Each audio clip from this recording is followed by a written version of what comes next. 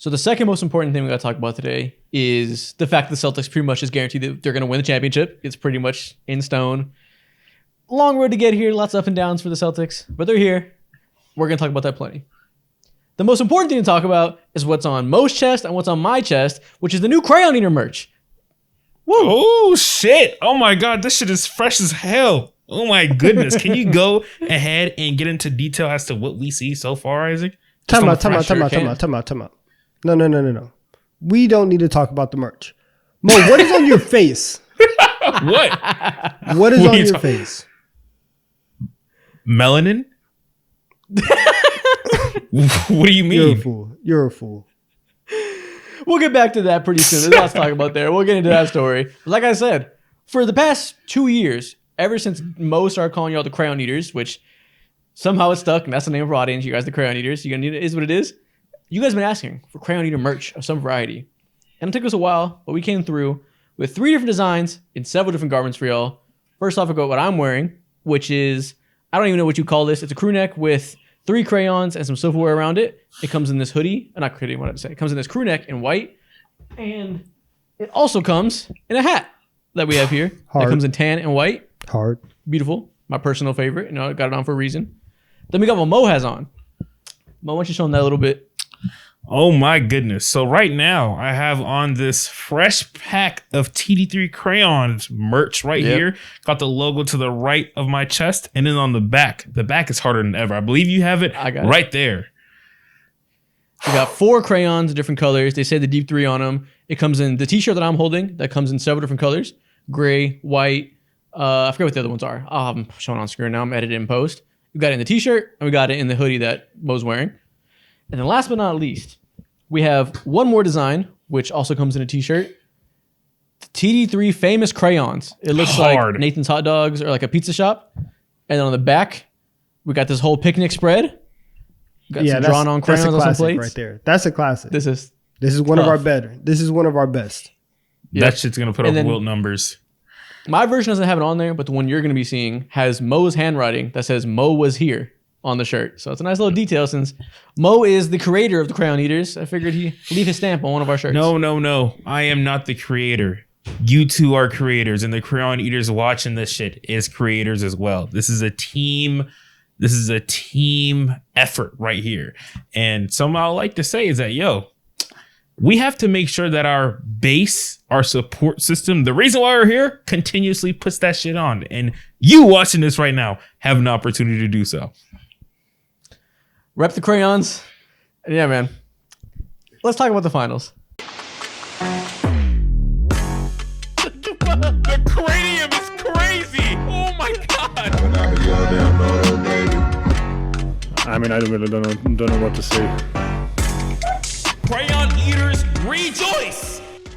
All right, before we get into the finals, be sure to like and subscribe if you're on YouTube. Drop 5 stars, ratings, and audio, all that shit. Mo, explain what the fuck you're wearing, why you look like Pooh Shiesty, why you got the 4 bats on. 4 bats is crazy. I wish I had his voice. But earlier today, I went ahead and... Can you try? Can you sing some of the lyrics real quick on it? Nah. Yeah. No, I'm sorry. I can't do it. No, can't do it. Earlier today, went to a Dominican barbershop. I saw my poppy and I dapped him up, whatever, cool. Actually, I lied. I called him. He didn't answer. I was like, okay, cool. Maybe he's busy. It's like 10 a.m. or whatever. I don't want to blow up his line. So I'm going to go ahead, go to the shop anyways, show up there an hour later. He's not there. I'm like, okay, I thought I set up a scheduled appointment with you. He didn't show up. And I'm waiting for like 10, 20 minutes, 30 minutes starts to approach. And I'm like, okay, I can't sit here all day and I have to get a cut because I'm going to quite literally a wedding the next day. And so there's a random dude who's sitting down. I see him. He's a barber, but I never see him cut people's hair. He's just sitting on the chair. I never seen him cut anyone's hair. So that should have been a red flag. Should have been, one of the number one signs I should never went to him. So I'm like, hey, you free? He's like, yeah, I'm free. And he daps me up, gives me the meanest dap up like I was his homie for 12 years or some crazy shit like that. And so I'm getting my hair cut. He asked me, okay, a whole bunch of questions how I like my hair. I like to close my eyes during my hair because it's weird having locking in eye contact with your barber, So halfway into my haircut, I realized, wow, bro. Via eye contact. I'm like, wow, bro. My fucking hairline looks like the Batman logo. I look like I'm calling out for Bruce in this shit, bro. I was about to say Bruce Brown. So once I got home, I was like, wow, bro, I can't walk outside like this. And on top of that, too, he fucked up my hairline, cut my beard entirely too low, and then he gave me a Hitler mustache. Fucked me up in every single way possible. It was terrible. Sounds like you got the full. You got just jumped by one man. It's crazy. And then he also chipped my eyebrow. It's fixed now, so you can't notice. But chipped one of my eyebrows out without even asking me if I wanted to touch up on it. So he just did it. So that's why I got the shiesty on my. Well, he gave you like the little D-Lo slash in the eyebrow. No. He tried to shape it up. He tried to shape it up with regular clippers too. He got you looking like a Puerto Rican dude. Yep. Yeah, it was terrible. It was terrible. It's a Bad Bunny type. I see. Nothing else needs to be said. Well, R.I.P. Well, the Celtics are up 3-0 in devastating fashion to me as somebody who wanted the Mavericks to win.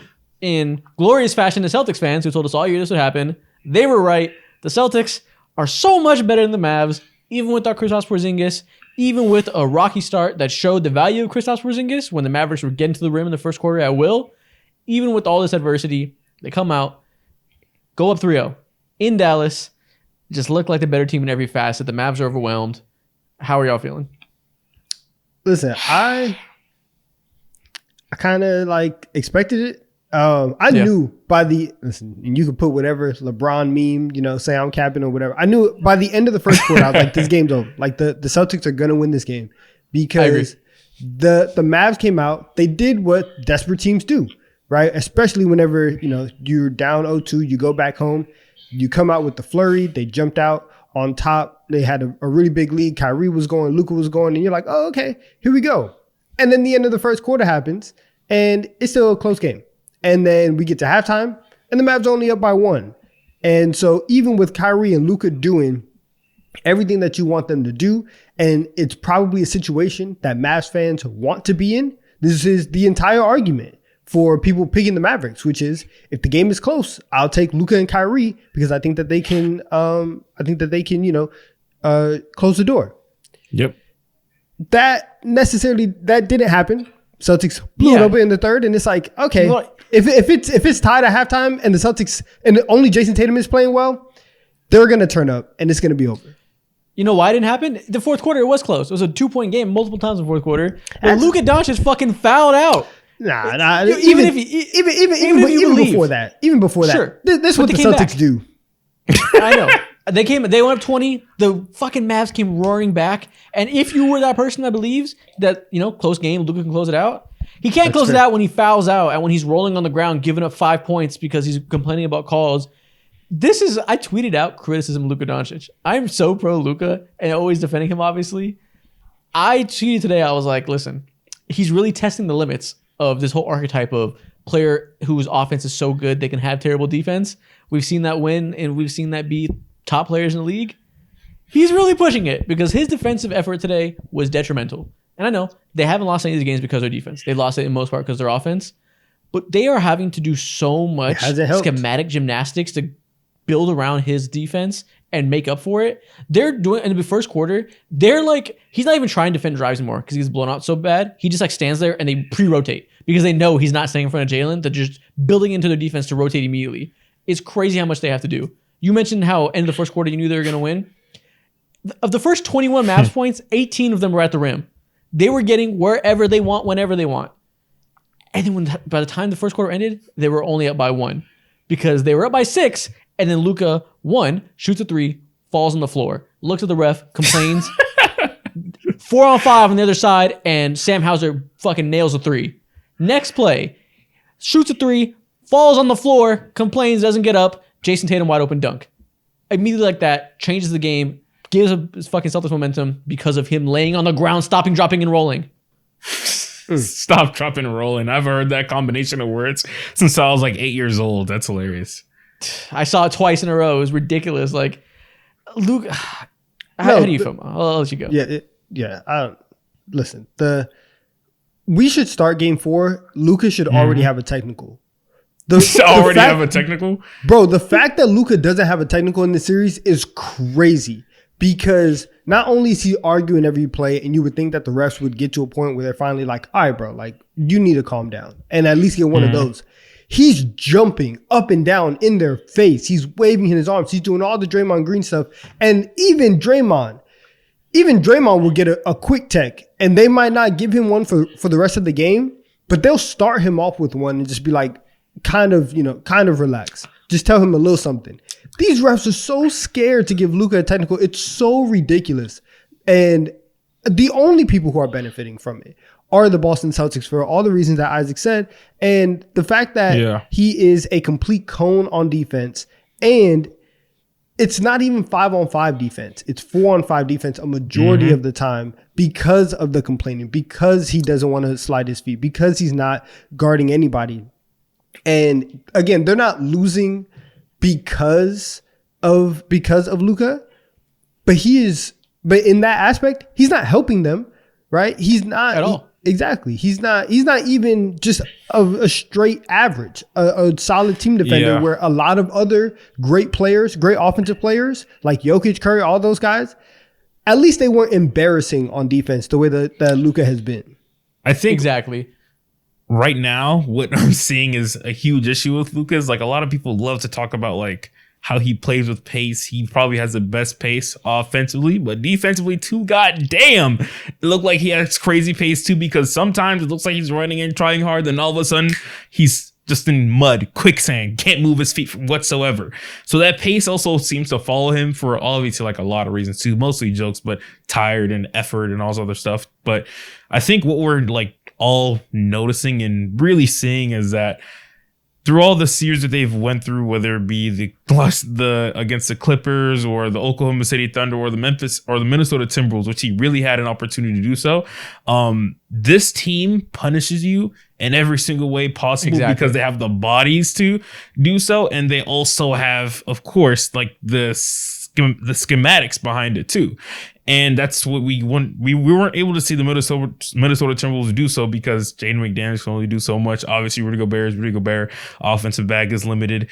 But for a team like the Boston Celtics, this team right here that we're witnessing is one of the best teams that we've seen as of late. And also, they quite literally outclass the Dallas Mavericks, not from head to toe because Luka's Luka, but from like neck to toe, basically.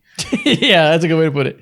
I want to quickly shout out our newest sponsor, Coinbase. Right now, they're offering a deal where if you sign up for a new account and make your first trade with the promo code 20Deep3, they'll give you $20 of free Bitcoin. And once again, all you got to do is sign up for a new account and make your first trade to get $20 of free Bitcoin with the promo code 20Deep3. Yeah, the Luka conversation on defense is interesting because a lot has been made about his improvements this year, right? We've seen him have earlier in the playoffs really legitimately great moments defensively. Yeah. So I don't want to make it sound like he's just like the worst defender in the league. He's not like on 2019 Trae Young timing. But there's a specific reason or reasons why he looks so fucking horrible this series and why he looked so good in the previous series. You look at the Clippers. Who are their best players? Paul George, James Harden. These guys that are not the most gifted athletically at this point in their careers, right? They're older. They're not beating you with speed necessarily. Luka is a big body with length and IQ. He can stay in front of these guys one-on-one in isolation. Same thing we saw with Ant Edwards in some spurts where he had some good stops and won them games defensively. We think about that lob that he broke up when Mike Conley tried to lob it to Gobert to close the game. Yeah, he has the specific physical traits to allow him to thrive in those scenarios. Celtics, like Mo said, are not one of those scenarios in which he can thrive. This team, Jaylen Brown is the fastest man on the court, and he knows it. Jason Tatum, also quick. They keep the ball rotating nonstop. He has to close out the shooters, be rotating on a whistle. And they can make him pay because that's not his strengths at all. He is a truly atrocious off-ball defender. And that's shining, right? You add the injuries to that. You add the offensive load. He's been exposed defensively in the same way that, like, you know, whenever Curry got picked on by LeBron, that's such a specific way to target his biggest weakness that people were like, oh, he's the worst defender ever. Wasn't really the case, but, like, how was he going to defend LeBron one-on-one? That's how I feel looking at this, where, you know, Nick, actually, let me not even say that because he can do a better job. He can fucking try harder. He's just not, and they're built to make that lack of effort really come out and be really noticeable. Yeah, man. I remember in like 2015, 2016, when we were in peak James Harden era.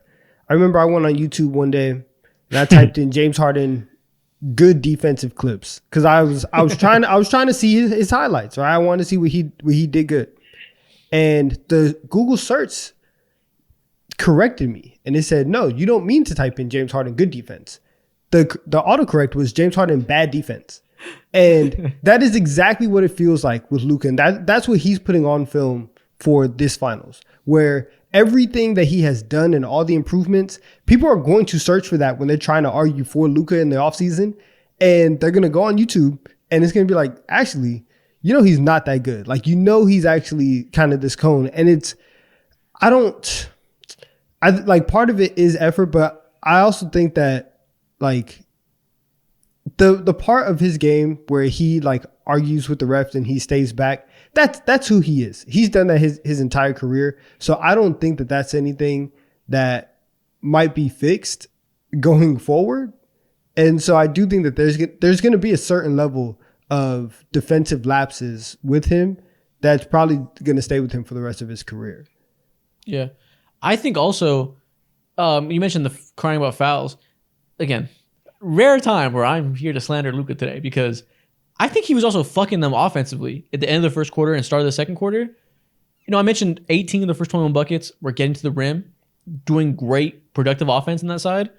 And then sometime at the end of the first quarter, he didn't get a foul his way. And he just like snapped into that mode where he's like, oh, I'm going to show the refs every play that they're fouling me. Every time down, he would drive, pump fake, lean in and try to get a foul. Mm-hmm. He did that like 7 times in a row while being a cone, while laying on the floor, stopping, dropping, and rolling, giving up buckets. Yeah, that time he made the shot, that was actually dope. Listen, we're watching highlights. We're not watching the plays around that. Exactly. The plays around that, he tried that so many times and was just bogging down their offense with bullshit and just really hurting them on both sides of the ball by allowing himself to get into this like mental battle where, I don't know, I guess he's trying to prove to the refs that he's getting fouled every play, and it took him out of their rhythm that led them to have that big lead in the first quarter. Now, while we are kind of like ragging on Luka, there's plenty of the reasons why the Dallas Mavericks lost this game. Like PJ Washington, he didn't have necessarily a bad game, but he wasn't there for like the first 3 quarters, it felt like. And he had a couple key plays in the fourth that made it seem like, it was a close game, which it actually was, I guess. But the game is like the most like jarring thing for me. Of course, Luka can't escape this as well because he's a part of it. But the Dallas Mavericks haven't cracked 100 points yet in this series. If they were playing like this through the regular season, they would have the worst offense by far, and it's not even close. That is like the biggest takeaway from this, and that shows 100%. Whether it be like just roster construction. You guys see, oh my god, is that Tim Hardaway Jr. on the court? This dude hasn't made a shot in like 4-5 weeks. It's been weeks, he got so bro. many minutes today. He got so many minutes and went 0 for 5. 19 minutes for Tim Hardaway Jr. tonight, 0 for 5. Dude, I'm glad you mentioned that. Listen, I'm ragging on Luka because I have such high expectations for him. Right, we talk about him as maybe the second best player in the world, probably at least third. Like, he is supposed to be that guy. If you had hopes for the Mavs to win the series, it was gonna be because his individual excellence can carry them. Not the case, obviously, but you're right. Their offense has been atrocious, and I think it's mostly because of Celtics defense. We talked about it on the stream last week, and I think last week on this pod after the first episode. They've completely eliminated him as a passer. They're not helping off of corner threes whatsoever. And the Maverick shooters, really dope from the corners. PJ Washington, Klay Thompson from the corner.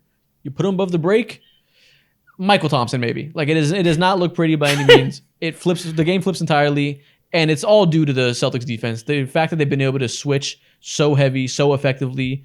As I wrote on my notes, even the Celtics, quote unquote bad defenders were in their bags today. Sam Hauser was switching onto both star guards, holding his own. One of those plays where Luka was foul baiting is when he got switched on to Peyton Pritchard. Peyton Pritchard stood up and held him. Hell yeah. Even the weakest defenders were in their bags, switching, not being able to be exposed. We're seeing just an all-time great performance in the Celtics in this finals, I think. Good for you, Peyton. Good for you. Yeah. Yeah. You guys, remember that? I had a mini argument with you, Isaac, about Peyton Pritchard over here. Now, I wasn't talking about his defense, but goddamn it, he showed me another aspect. And this, when is the win? I'm taking it. Yeah. When is the win? Goddamn it. Probably. I don't know. Who gives a shit? He was defending his ass off today. He was. Mind you, but listen, in terms of just bucket getting, Peyton Pritchard was 0 for 4 today. It doesn't matter. He hit that 1-3 last game at the end of the quarter. That's all he needed. Exactly. But yeah, man, listen, we can talk. Listen, we've talked at length so far in the past 2 episodes, counting the stream, of why the Mavs are so down bad. Their bigs, ineffective. Their shooters, taken out by the Celtics. We know the matchup advantages both sides have. The Mavs are just overmatched. We don't even got to harp on it. But bro, I said it on the stream last week. You know, most people don't watch the streams. I watch the pod, so I'll say it again. I found myself during last game, and even this game too in the second half, looking at the Celtics team and being like, damn, you got to give it to them. This is an awesome, awesome team. As much as I and everybody else in the country that's not a Celtics fan have hated on them and not wanted to see them succeed, this is such a dominant, all-time great team, man. They're so good. Like, even without Kristaps, they took the L that comes from losing him, held their own, dealt with the ups and downs of all the runs the Mavs are going to make, played their game, and it showed in the second half that they just have a foundation of winning that is so good because Jaylen Brown and Jason Tatum have gotten so good. 2 years ago, after that finals loss, we were talking about, listen, these two guys have redundant skill sets. They're never going to win playing off each other at this rate because they don't make each other better and yada, yada. They have both developed in such unique ways that I don't even feel that way anymore. I feel like they're perfect fits now. I feel like Jalen's downhill aggression, getting to the rim, really shines next to Tatum, whose passing and willingness to be versatile on both sides of the ball has really gotten better. Like, they fit like a glove now, and I never thought I would say that after 2022. Yeah, and especially the fact that, like, now, like, one of my biggest questions about this team coming into the postseason was, like, how they were going to operate in late game situations. And now that Jaylen Brown is clutch and he's out here making turnaround jumpers to seal the game, it's like, hey, I actually feel pretty good about them. You know, like, that's he's locked in. That's the one thing that we can nitpick about this team throughout the regular season, and really has been just a theme across other Celtics team, but not this team, right? Because obviously with Drew and Porzingis, they're much different. But you still have kind of that hangover. But Jaylen Brown, at this point, he's Finals MVP for me. Jaylen Brown has been awesome. He scored the first 30-point game for the Celtics in this series. He turned up because he was having an awful game in the first half. He was not shooting well, and then turned up to score. I think it was either 24 or 26. I can't remember. But I think it was 26 points in the second half. Right? It seemed like every time that the Celtics needed a big bucket at the end of the game to keep Dallas just far enough away, Jaylen Brown was there. Tatum had a shot that he missed. Who was there for the putback? Jaylen Brown. He's hitting tough turnaround jumpers over Luka all day. This jumper right there over Tim Hardaway Jr. A minute left to make it a 2-possession game. Like, clutch. He's been outstanding. The biggest shot of the series so far. 100%. I 110% agree. With what you saw Tatum do in the fourth quarter, he put up. He was like 1 for 7 in the fourth quarter, 2 turnovers. Doesn't matter when your defense is that elite for someone of that size. You can do so many other things. And when you can rely on your defense as your crutch and have Jaylen Brown produce what he can produce in the fourth quarter, which is clutch buckets from time to time, and also just disastrous playmaking from Drew Holiday and Derek White, whether it be on the ball, off the ball, or just being defensive, just like menaces and being a tornado and causing havoc wherever you are. Like, that's what they do. You're able to see so much success. What I've learned is that Brad Stevens is like the ultimate geek. He Pythagorean theoremed his way into an NBA championship, bro. That's all it is. No, this is one of the great starts with a GM career ever. Like, to make these moves, I think he traded for Derek White. I think that was his first move. I think so. One of them. That was his first year. Do that trade, then get Drew, assembled one of the best defensive backcourts we've ever seen. Then obviously get Kristaps Porzingis while getting picks back in the deal because Marcus Smart had the DPOY aura. That just an all-time great set of moves. And you like you said, you look at Brad Stevens, you're like, damn, man, this guy's great at his job. You look at the backcourt, you're like, damn, these guys fit perfectly. I look at the Jays and so I'm no Celtics fan, but I look at them, I'm like, I'm happy for them. I wasn't rooting for it, obviously. I wanted Luka to win, but now that I know how it's going to go, I can take aside the biases. It's so good to see these guys who still are dealing with, in Jason Tatum's case, more than their fair share of criticism, more than what's fair. Most of it has been ridiculous. Last stream, me and Donovan argued for 30 minutes about Jason Tatum slander. They've been dealing with that and have learned from that. They learned how to lock in and not even hear it anymore. Like I said, they both improved their games in very specific ways to make themselves fit together. Jason Tatum might be one of the most versatile players in the league now. Absolutely. I never thought I would say that when he was first becoming a star. I thought he was going to be back talk. I'm going to go get 30 forever. Now he's a guy who can defend fives and be the point guard on offense. He's just fucking super soldier serum Draymond Green. Like, that's crazy. Yeah. Let's talk about Tatum too, because like you said, we had a very extensive Jason Tatum conversation on Monday or Tuesday on the stream. Jason Tatum, listen, this is what I was trying to see, right? Especially in the first half. Nobody else is playing well. Derek White had so many shots in the first half where it was like way off, right? He's airballing, he's hitting the knuckleball. Exactly. It was not a great showing from a lot of from basically every other Celtic outside of Tatum. Yet he finished the first half. He had 20 points. He was shooting nearly 50% from the field. He had an aggression to him that was like, all right, guys, I understand you guys aren't here right now. Show up in the second half. I got us right now, and we're going to be okay. Yep. And that was good. And then also, I feel like over the first two games, he has been very weary about what he wanted to do, and his bad shooting has put him in positions where you can kind of see him hesitating to make moves. This was as decisive as I've seen him, and there was a confidence to him that I haven't seen in this series. I wrote it down in my notes. There was a three that he had midway through the second. Yeah, there's a three that he had midway through the second quarter at the top of the key, and it's a one dribble pull up into the three, and he shot it with so much confidence. And I was like, okay, like we actually might see something from Tatum tonight. And he ends up with 31 points, and that's the kind of games, and these are the kinds of performances that everyone's like, okay, like come on, Tatum. And so I slandered him a lot on the stream. So shout out to Tatum, because he did exactly what I asked him to do.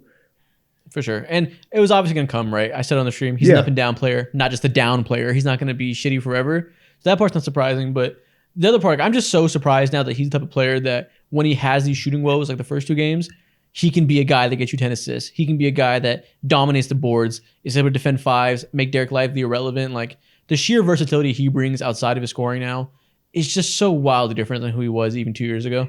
It's quite literally invaluable. And like, I think this is prior to the season starting, I believe we were talking about like the Tatum leap and whatnot and what it would need to look like. And I was like heavy on like, I don't know if, you know, what he's been known to be would look like, what the Celtics would need in terms of just like reaching this championship unfuckable level, and him growing from that 23, 24-year-old that he was a couple years ago, and just like, you know, taking repeated dumb shots and all this other stuff that normal 23, 24-year-olds do in the NBA, to now like taking his time, playing with pace, reading what the defense will give him and whatnot. Like, it's been smart. It's been great. It's been just like it's methodic. That's what it looks like right now. And he's not forcing anything. Yeah.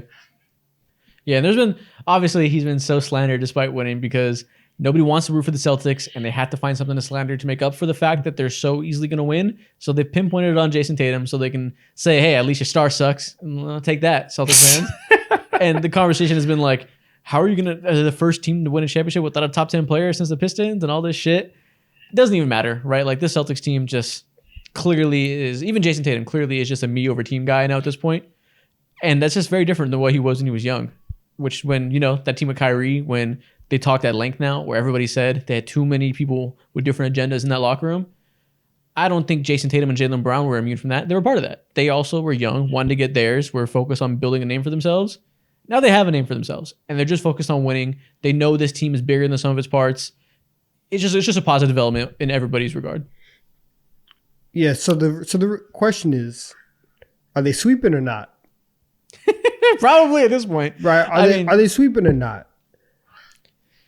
That can't happen. That can't happen. You gotta think Luka gets one, but thus far he has none. So I guess he very well could get swept. The game 2 and game 3, you would think the game that the Celtics don't shoot well in, don't shoot great from 3, that's the game to get on the road and steal. Mavs lose that one. Now, game 3, you come back home, right? You're going to get the role player bump. All these guys are going to remember how to shoot again. You don't win this game either. And so now you're going into game 4, and I don't know if one, like the series is over. We're not talking about that anymore. We're talking about just how many games do you think that Dallas can get? Dallas has been figured out. Like Boston understands how to play them. They know how to beat them. It's very simple. And if Luka continues to play the defense that he's playing right now, PJ Washington continues to shoot from three the way that he's been all series, I don't think that they can get a game. So I'm going to say right now that this series is probably going to be over by the night this episode comes out on Friday. The series will end tonight. I think I agree. You know what? The Celtics have been so fucking locked in. Tone been set by Jaylen Brown that they are locked. Joe Mazzulla's a sociopath, locked. I think they come out firing in the first quarter, and I think they put him down early. And I think at that point, I can see the Mavs folding like in a, not quite in a 2022 Suns type of way, but not going to lose about 40. But I think it's going to rain real early in the game, then it's going to pour. Yeah, I can understand that. I can 100% understand that, but I just disagree. I think if Luka plays 4 more minutes, then we probably have a different. We're probably talking differently about this entire series right now. I'm not talking about how it wraps up. And I don't see a world in where like, Kyrie's coming off with 35. We just saw Xavier Tillman go ahead and get 10, 11 minutes. And those 10, 11 minutes that he was on the court, he definitely like, although he hit a 3, offensively, you can tell like there felt like there were warps on in their offense, and everything just wasn't smooth. From the Celtics end when Tillman was in the game. So I think that the Dallas Mavericks will go definitely out swinging, and I can imagine like a Luka 40 piece, probably a Kyrie 30 piece and whatnot, and hopefully the role players get it together. We didn't see Derrick Jones Jr. for a good reason because he wasn't able to provide any offensive punch, nor really like defensive punch. And if Tim Hardaway Jr. or one of these like random role players, PJ Washington, Jaden Hardy, if he ever gets minutes, highly doubt he will because this doesn't feel like a very Jaden Hardy type series. I can envision the Mavericks getting at least one for sure. So I disagree with your disagreeing. Good for them. The hell? Let them get one. I don't think so. I disagree with your disagreeing because once again, like you said, Tim Hardaway Jr. Disagree squared is awful right now. And the Mavs had went 11 deep in the second quarter. Like Jason Kidd. Now, granted, this is something that I thought that he had to do just because he has to figure out, is anybody going to be productive? But Tim Hardaway Jr. is clearly not. Maxi Kleber should not touch the floor for the rest of this series. Maxi Kleber has been very unproductive, to say it nicely. Jaden Hardy, Dante Exum, 7 minutes combined. Like their bench, everybody talks a lot about how the Celtics don't really have depth in their top 6. Hauser and Pritchard are playing. They were able to get solid minutes out of Xavier Tillman. If any one of these guys off the bench can give Dallas some scoring punch, then maybe. But it's been 3 games, and I don't see any of them popping off in game 4. They haven't done it up until this point. I have no faith that they're going to get any substantial offense out of anybody outside of Luka and Kyrie. And because of that, I think Boston is just going to do what they do. They're going to wear Dallas down, and they're going to end this series on Friday. Yeah, I agree. I think the Mavs have no answers. They have no adjustments left to make. They have to just pray that, again, no Kristaps Porzingis. There's going to be some games where maybe the Celtics just don't have juice in the tank. They got to pray they get a good night, and then they're clicking at the same time. None of those prayers have been answered thus far. I have no reason to believe they will be. Mm-hmm. If Luka gives just simply more effort on defense, that'll stop like half of the Wolves, not half, but like at least a quarter of the Wolves that the Dallas Mavericks have been facing. If he can simply do that and stay in the game, then I think they're going to just heave their way into a win. I wish that was something that were simple, but I don't think it is because there's so many advantages the Celtics have top to bottom. Nobody on this team can stay in front of Jaylen Brown's fast ass. Nobody can stay in front of Jason Tatum. Nobody can rotate enough to not let Derek White and Al Horford shoot all these corner threes. Like there's so many holes that must be plugged. Luka just can't keep up. Yeah, and especially for Derek White, who's having an off shooting night. There was a 3 that he made towards the end of the game. It was the most predictable 3 that it was about to go in. He was wide open on the right wing, and as soon as he let the ball go, I was like, "Yeah, cash." Like they are with Drew Holiday shooting and playing the way that he has, and then Derek White being who he is, not only are they all good and they're all like amazing at what they do, they have a way of hitting these timely shots and helping the Celtics get out of trouble whenever it looks like this. And the one area where I'm like, okay, maybe Dallas can get a game is stuff like this, where you're up by 20 again and you blow the lead and you're not able to close it out. This feels like it should have happened in game 1. You were up by 29, gets down to 8 really quickly. In game 2, once again, you were up a lot towards the end of the game, and then all of a sudden you look up and it's a 5-point game with a minute left. Maybe Boston chokes that away, but that's kind of your only hope, is that they beat themselves at this point. Listen, Hey, Mo. A square plus B square equals C square. Brad Stevens, congratulations if this does happen, but I think Kyrie and Luka would be damned to let Jason Tatum, Derek White, and all them boys lift up the Larry O'Brien Hey, trophy on their court. What? You want to have some nasty discourse? It depends. What's it about? Kristaps Porzingis. I've seen a lot of Celtics fans listen, all they can do is be happy about winning, so they have to find something to bitch about, as fans do. They've been very dramatic about KP's injury.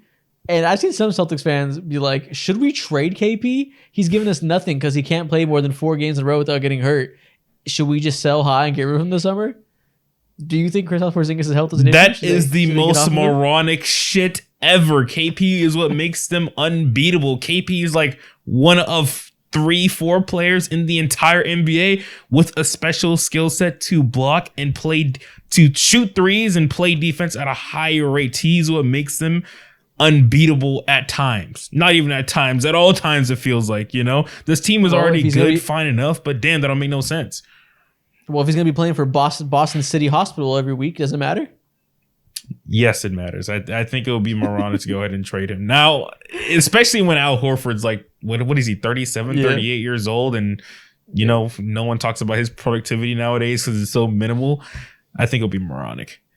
I understand this is it, a silly but discourse. it's like, Donovan, come what do you on think? now. I see you smiling over there. What do you think, Donovan? No, you're just a sick guy for bringing that up.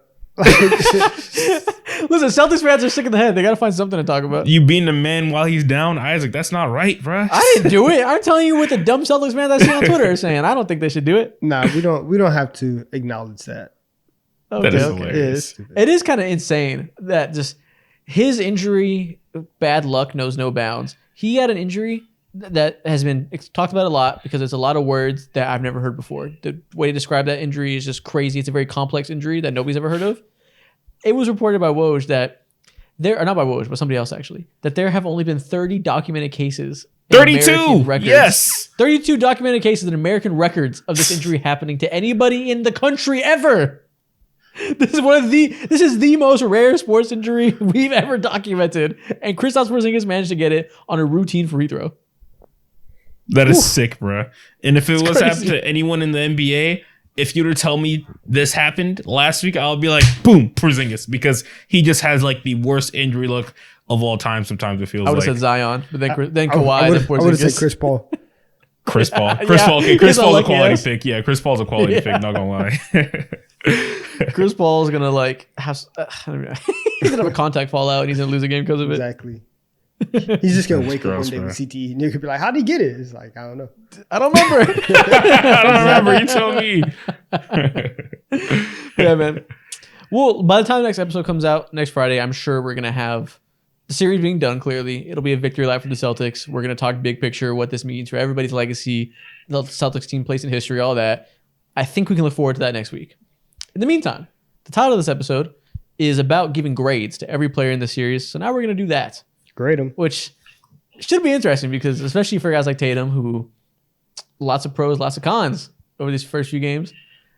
And someone like Luka, who would have got like an A++ if you did this after game 2, maybe not so much now. So only 3-game sample size, very small amount of games to go off of. We're going to grade everybody just based on these 3 games. Y'all want to start with the Mavs or the Celtics? Let's start with the Mavs because we can really run through them. True. Okay. Okay, so what are we going to give Kyrie Irving, who was ass in game 1 and 2 and came out really good in game 3. And, he showed up in the most important game, but Game 2 specifically was very winnable if he didn't do awful. So I feel like that should weigh him down a lot because he really could have potentially won them that close game. To be honest, I want to give him a C. I wouldn't even want to give him a B. That's fair. Like C flat, C plus, C minus. I'm thinking C as well. Yeah. I think listen, tonight, great game, 35 points.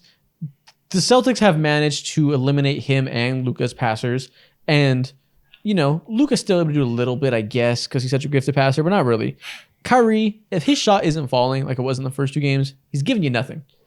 He is trying his hardest defensively. He doesn't have the lack of effort that Luka has, but the Celtics have done some really smart things where they have his man that he's defending sit in the dunker spot. So whenever Jason Tatum blows by his guy or Jaylen Brown, Kyrie's the one to help, and he just looks silly rotating on a drive. He hasn't been able to be useful at all when his shot isn't falling for 2 to 3 games. I don't think we can give anything higher than a C. Yeah, I mean, speaking of looking silly, there's this one play that's going to go viral for sure. I believe it already has, where Jason Tatum, I believe he hit someone on the corner, and Kyrie just was doing the whoopsie daisies, spinning it around. He had no idea where he was at. It looked like he was getting crossed without the ball in his opponent's hand. It was crazy. That play right there is very embarrassing, and not gonna lie to you, I'm looking past by the 35 points. I'm looking past by the assists and all that. This is a solid C, man. People were, I remember we were ranking the best players in this series in a BR stream. And we wanted to go as high as putting him in the same tier as, I believe, Tatum, which we had like a tier below Luka, whatever. Like, we can talk about how that tier system was kind of meh or whatever. But that's something that we wanted to do.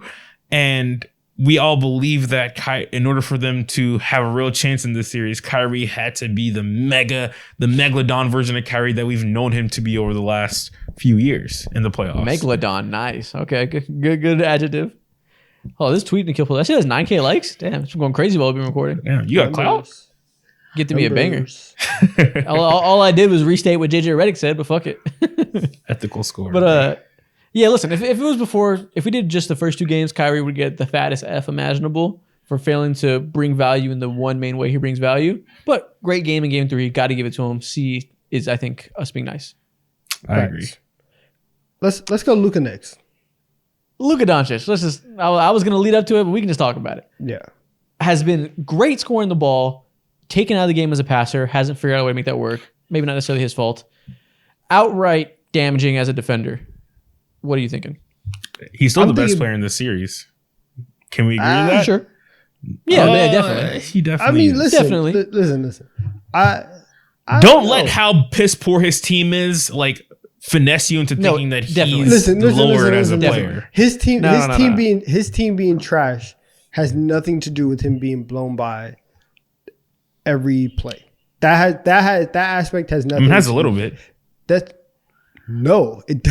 It doesn't. If I say come here and it's 1-on-1 and I blow past you and you're forcing everybody, you're telling me come here, but right before that, I've been orchestrating the offense completely, and I did that play after play after play after play after play. It's hard. So I'm not giving him a straight C, but he is bad on defense.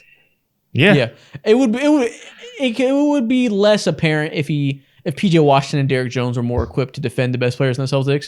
Luka has to defend on equal footing as everybody else. He can't hide it all because their stoppers aren't real stoppery this series. That does exacerbate it a little bit, which is his team, not helping him very much there. I mean, you could also try to stay. It's one thing if there's levels to it, and the level that he is on is below the level of you're trying, you're just not good. Luka is not trying and he's not good. And so I'm still going to grade him on a curve because he has to do so much offensively. And I'm going to give him a B minus. But wow. I think B plus is fair. I was going to go A. I would have said A. There's no way. I would have said A. First 2 games, it was A. He was fighting for his life, scoring really well. Defense was bad. It wasn't... Maybe, I don't know, maybe it's just tonight you're really stuck with me because it's 3 games in a row, whatever it is. But I feel like tonight was especially bad, and the offensive issues today of getting into the bad habit of foul baiting and really losing that lead in the first quarter. I think it was more clearly damaging today than it was in the previous 2 games, where I think you can give him a little bit more of a pass in those first 2 games of having the load like you're talking about, having the injuries. I think tonight it really came to head, and it'll lower him. But, he's still scoring extremely well, doing everything he can, I think, offensively. I think even in game 1, like he ended up with a good stat line. I felt like he had to really, really work. And maybe this is more me praising the Celtics more than anything else, but I thought that he had to expound a lot of effort in game 1 scoring. Game 2, it came a little bit, it seemed like he had figured some stuff out, but I just can't get past the stuff that I'm the other seeing. side Where of the game. even in game understand. 2, there were cut ups of his defense. I agree. And how bad it was. It was And so- terrible. You're right. Let me not act like it was good in game 2. It definitely wasn't. I think Okay. I'm with you where I want to give that credit more to the Celtics defense for being generationally amazing in the series. Yeah. More so to I think the fact that he's still scoring so well while they've been defending so insanely, and it's so difficult and he's still managing to produce, that makes it a little bit impressive to me from a scoring perspective. That I'm still wanting to give him B+. God damn. You know what I just realized? We're about to witness Luka Doncic gets potentially swept in the finals when Trae Young faced off against this team last year. And he got a game on their own court. All right. Just So noticing. the next- I want so- you So the All next right, guy. just kidding. Okay, Chris Osborne, Derek White, that whatever. shiesty, blah, I blah. want you to just jam it in your mouth so you can't speak. You want to jam what in my mouth? What? Oh my God. Anyways, I guess you can set go ahead yourself and up for that roll one. with I Luka can't even hate on Doncic him B for that. plus, bro. B plus Luka Doncic, but that just I'm means going that B-. he's the highest. Like, is this the highest that we can potentially rank a player? I don't know. We will see. No, I think everything's contextual of what they're being asked. So I think some Celtics will rank higher. Yeah. Yeah, but everything's Okay, contextual. that's fair, And that's not fair, everybody that's has the same fair. standards. Yeah, that's fair. Okay, I like. But it's the highest a Maverick can be ranked. I can tell you that for fucking sure. Ooh, absolutely. All right. Question. Derek Jones. We There can we go. time out. We can save ourselves a whole bunch of time. Everybody else is an F. Everybody else is trash. No, No, stop it. Everybody else. no. Okay, no, let's bunch them Derek together. Lively can't be enough. Let's bunch them together. Everybody Derek else Lively is played an well F. tonight. I think Derek Lively and PJ Washington can get a D for doing something productive. Everybody else can have an F if you'd like. Has PJ Washington? Has he made more than 1 3? He's made 1 3. He's been 1 for 9 throughout this entirety of the series. His threes have been terrible, but I think he's doing some he was good 3 things of from the 6 ball in the tonight. court. He was 3 of 6 tonight. All right, shout out PJ. Yeah, his threes haven't been particularly good before tonight, and even tonight, that D+. was good. I think he can get a D, or maybe even C- if you want to be nice, because I think he's done some good stuff attacking, putting the ball on the court to make up for the fact that threes are being taken out of the game. I heard Zach Lowe say that Jason Kidd told PJ Washington to go be our Magic Johnson, which is a hilarious quote. Actually, no, I think I heard Pierre say that on Numbers on the Board, which is hilarious. Jason Kidd's old ass just picks a big forward that can pass the ball to get his point across. But I think you see that. You see aggression on PJ's part, trying to make up for the value that he's not bringing as a shooter. I don't mind giving him a C- or a D. C- is C-. perfectly placed because he was the second best player in game 2. He's been consistently just like the second best player throughout the entirety of the series for the Dallas Mavericks, I believe. So C is fair. Yeah, I think he's been solid. Yeah, let's go C. I don't think he's been bad. The shooting's been taken out from a game plan perspective by the Celtics. He's gotten his most useful element of his game taken away from him entirely, and he's found ways to be valuable in other ways, which is more than some of these other motherfuckers can say for themselves. I Exactly. agree with y'all if we were ranking the players on the Dallas Mavericks. But if we are my giving God. individual grades, no, you're all bad. You are my all God. bad. You have played poor basketball for a week now. And the only reason why you guys are semi in this series is because of Luka. That's it. But nobody Oh else. no, They defended well. They have been actively hurting their offense. And this is Offensively. exactly right. Defensively, the teams defended well. I'm not going to act like I get it. Derek Jones can get an F. How about that? Let's satisfy you there. Derek Jones, you get an F. Derek Jones, sure. Small Tim to guard Hardaway these bigs. Jr., Maxi Kleber, all of them, you Okay, guys first are of all, F. you're right. Maxi Kleber, you get an F-. This motherfucker's shoulder does not work, and he's still out there trying. Props to him. He's like KP. He said, "I'll die on this court," and That's he's why he making gets a himself regular F. available. That's why he gets a regular F, because he's trying. Tim Hardaway Jr., you get an F minus. That's what you get. No, he hasn't hit a Maxi shot Kleber's until trying. May 18th. Maxi Kleber's trying. That's what I'm And saying. Jason Kidd keeps letting him try, but him trying is actively detrimental. He has the worst plus minus on his team. He looks slow. He can't shoot. He can't switch. He has been awful every way every time he touches the court. Wait, he can't which is shoot? a shame. Can't switch? Can't rebound? What can he do then? Did I say this a couple pods ago? I was like, Yes, he's you a did. player that's bad at everything, Yeah. but finds a way to be useful. Yeah. Not an above average shooter, Yes. not an above average mobility, not an above average rebounder, not a good shot blocker, none of these things. Bro. And normally he finds a way to be valuable by just being really smart and being in the right place. Hasn't done any of that, so all the bad traits are just shining. Bro, tonight, Maxi Kleber played 8 minutes. He had the second worst plus minus on the team. Second only to Tim Hardaway Jr. These guys are so bad. If I was Luka, the one pass that I give Luka, if we're talking about like complaining and being a bad leader, if you see Tim Hardaway Jr. take a shot, you have permission to throw your hands in the air and be like, here we go again, right? Because these guys aren't doing anything. So they're both getting Fs. We can give Derek Jones an F. Who else can we give an F to? Everybody, I mean, nobody else is really relevant. Sure, you can sprinkle a little F on Hardy, Green, and Exum if you'd like. They don't really play. Like, they play very minimal minutes. Oh, I'm No, giving Josh Dante Exum Green had an one F. big dunk tonight. I don't care what is on the stat sheet for Josh Green. I know somebody who's getting He played cardio great when I see defense. it. I don't. He is cardio, man. He sprints up that court so well. He gets every time Luka touches the ball. Usain Yeah. Bolt. He is taken off straight to the corner. I know Yeah. somebody who's just out there for fun and trying to get their steps in. I see it. I've seen Trying that to get person those multiple steps in. times. He's trying to reach his 10K. Gotta Exactly. close those rings. That's it. If you don't think he has his Apple Watch on his ankle or something, I know what I see. That man is not out here for the love of the game. Okay. Daniel Gafford can have a C as well. He's doing Daniel Gafford things. He's catching his dunks 3 for 3 from the field 2 of these games. Not particularly defending well against the Celtics. He's getting stretched out at the perimeter. Doing Daniel Gafford things, very low standards. I think he can have a C- if you'd like. Sure. The real question is, what do you guys want to give Kyrie Irving? We did him first, remember? Yeah, we did Kyrie first. Damn, this shit's too tight, bro. What the fuck? I'm trying to lose circulation in my goddamn brain. What do we give Kyrie Irving? No, we gave him a C. What do we give shit. Derek Lively, who was awful in the first 2 games, but pretty good tonight? Do we give him the same thing Kyrie's? Give him a C? I would give him a C for sure. Maybe C Yeah, plus. 2 if I'm shitters, then he being came nice. out. Well, Yeah.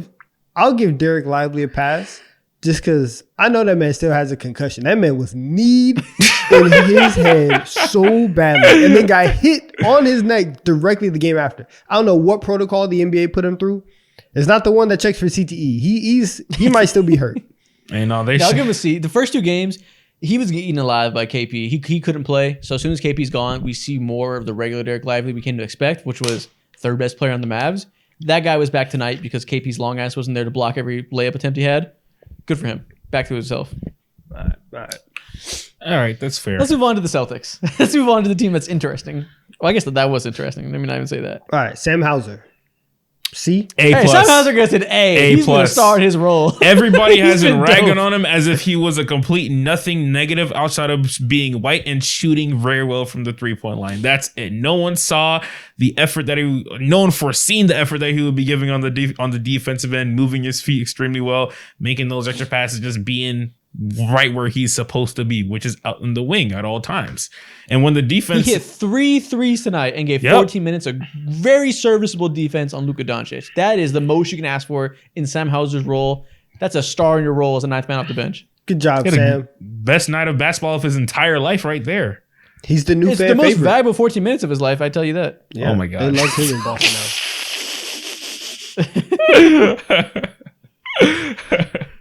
Peyton Who do we want to Pritchard. rate next? D. Peyton Pritchard was 0 for 4, 0 for 7, and 1 for 2 in these games. He defended well tonight. I don't remember how he defended in the first 2 games. You guys decide. I don't really give a shit. We give He Peyton gets Pritchard. he gets a D just because it's like 2K. He has a highlight play, so you get a little bit of a boost. But that's the only shot he's made. So yeah, like It hasn't been great. All I remember is he made that one deep three, literally the only shot, and then he made Luka Doncic miss one jumper. Yeah, and the play right after that too, Kyrie ISO'd him, and he stayed right put the clamps on as well. So I'd go ahead and give him a C, just because he's not hurting the team. He can't. Okay, no. He's not hurting the team, fam. You can't. Well, be, I mean, the team's so great. No, he couldn't hurt him if he wanted to. you can't be 1 for 14 in the series, and he could have hurt average. He could hurt the team if he really wanted to. He could be Maxi he's 1 for Kleber out 14. there. He literally He's could 1 be for Maxi 14. Kleber out there. And he somehow finds a way to be positive? Wow. Bro, he He was hasn't made a -1 shot. today, plus minus. He hasn't made a shot in the flow of the offense in 3 games.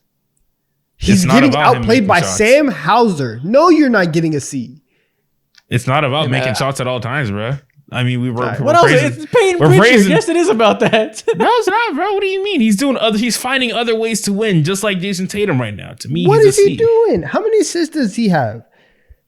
A good amount. He probably doesn't. He had 1 rebound, 1 assist tonight. He only played 11 minutes. And All right, 2 Payne fouls. Pritchard gets a D. Let's move on. Let's 2 move on. fouls. D's crazy. Wow. Yeah, Xavier captain. Tillman didn't play till tonight. We don't got to rank him. Shout out Hey. Xavier Tillman. He hit that 3. He had a Sure, corner good 3. for Tillman. Great play. Let's get to the important part. Jaylen Brown.